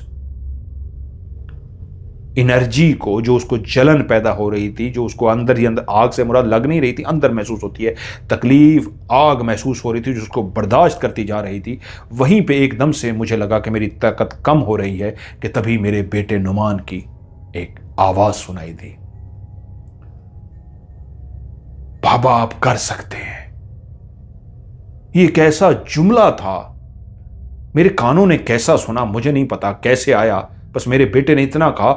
उस आवाज़ में ऐसा जोश था, उस आवाज़ में ऐसी ताकत थी, उस आवाज़ में क्या था कि बाबा आप कर सकते हैं, कि मेरे अंदर एक ऐसी एनर्जी पैदा हुई। मैं जिस ताकत से पढ़ रहा था, और 30 सेकंड तक मेरी ताकत लगने के बावजूद वो चुड़ैल बर्दाश्त कर गई थी, अभी तक ढीली नहीं पड़ी थी, कमज़ोर नहीं पड़ी थी। अब मैं कमज़ोर होने जा रहा था, का मतलब ये है कि अब मैं कमज़ोर होता जाता।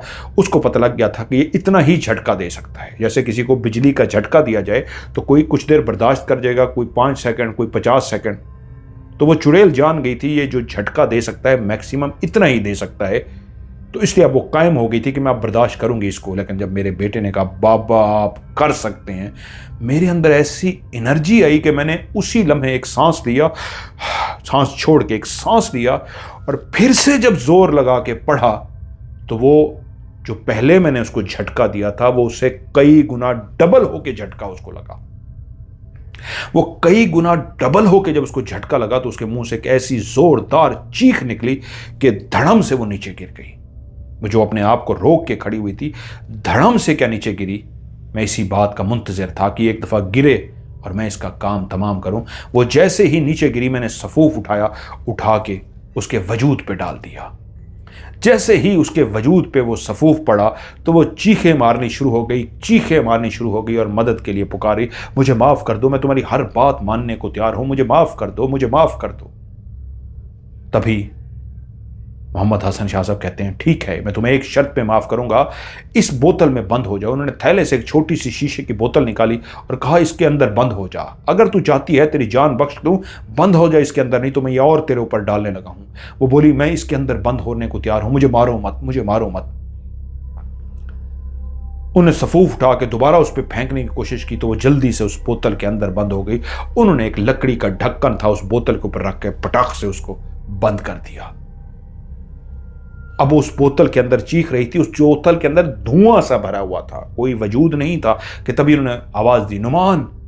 मुश्तबा को लेके जल्दी से मेरे पास आओ। नुमान ने मुश्तबा को पकड़ा और वो दोनों चलते हुए बाप के पास पहुंचे। उस वक्त तक, जब तक वो उसके करीब पहुंचे, वो लकड़ियों को आग लगा चुके थे। आग भड़क चुकी थी। उन्होंने वो बोतल मुश्तबा के हाथ में दी। कहा, बेटे, ये कुरानी आयात पढ़ते हुए पढ़ते पढ़ते जब इस लफ्ज पे पहुंचो तो इस बोतल को आग में डाल देना। मुश्तबा ने ऐसे ही किया। कुरानी आयात पढ़ता रहा, दोनों हाथ में बोतल को पकड़ के खड़ा रहा। उन्होंने खास हिदायत की थी, बोतल इधर उधर ना गिरे। अगर इधर उधर गिर गई तो बोतल टूट जाएगी। इसको आग के बिल्कुल दरमियान में गिराना है। नुमान भी परेशान था। मुश्तबा पढ़ते पढ़ते पढ़ते दोनों हाथों से उसने पढ़ते पढ़ते जब उस लाइन पे पहुंचा, उसने बोतल को बिल्कुल जब नीचे फेंका तो वो बोतल बिल्कुल आग के दरमियान में गिरी। गिरते ही एक धमाका हुआ और बोतल फट गई और उसमें से एक आखिरी चीख बरामद हुई जो उसी डाइन की थी। उसके बाद हर तरफ एक काला स्याह बदबूदार धुआं फैल गया। एक गंदी बू फैल गई। हर तरफ बू ही बू थी।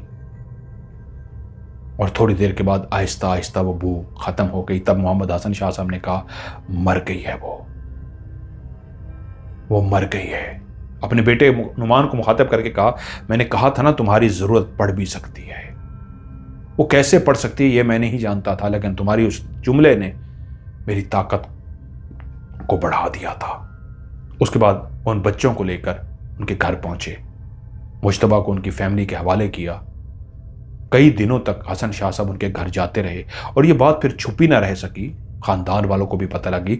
वो राज जो मोहम्मद हसन शाह साहब के बारे में कोई भी नहीं जानता था कि वो खुद रूहानियत करते हैं, अब वो सबको पता लग चुका था और पूरे खानदान में ये बात फैल भी गई थी। और नुमान से जब पूछा गया तो नुमान ने भी वो सारी बात बता दी थी कि उसके दोस्त मुश्तबा के साथ वो वाकया कहां से शुरू हुआ था, क्या हुआ था।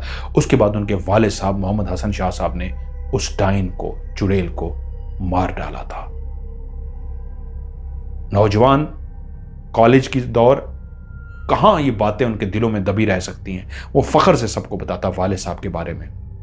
लेकिन जो जो वो बड़ा हुआ उसने अपने वालिद साहब से इतना कुछ सीख लिया कि उसके बाद आज भी जब कोई नुमान से बात करता है तो वो मुस्कुरा पड़ता है और कहता है, नहीं ऐसा कुछ भी नहीं था, बस ये बातें हैं।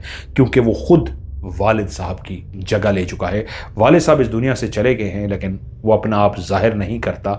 लेकिन ख़ानदान के लोग जानते हैं नुमान भी अपने वालिद के उस अमल को सीखने के बाद उसी मकाम पे पहुंच चुका है कि अपने आप को दुनिया से छुपा के रखता है। लेकिन सब जानते हैं वो इल्म जानता है। और हमारे ख़ानदान में आज भी ये कहानी सब इस तरह सुनाते हैं जैसे कल की ही बात हो।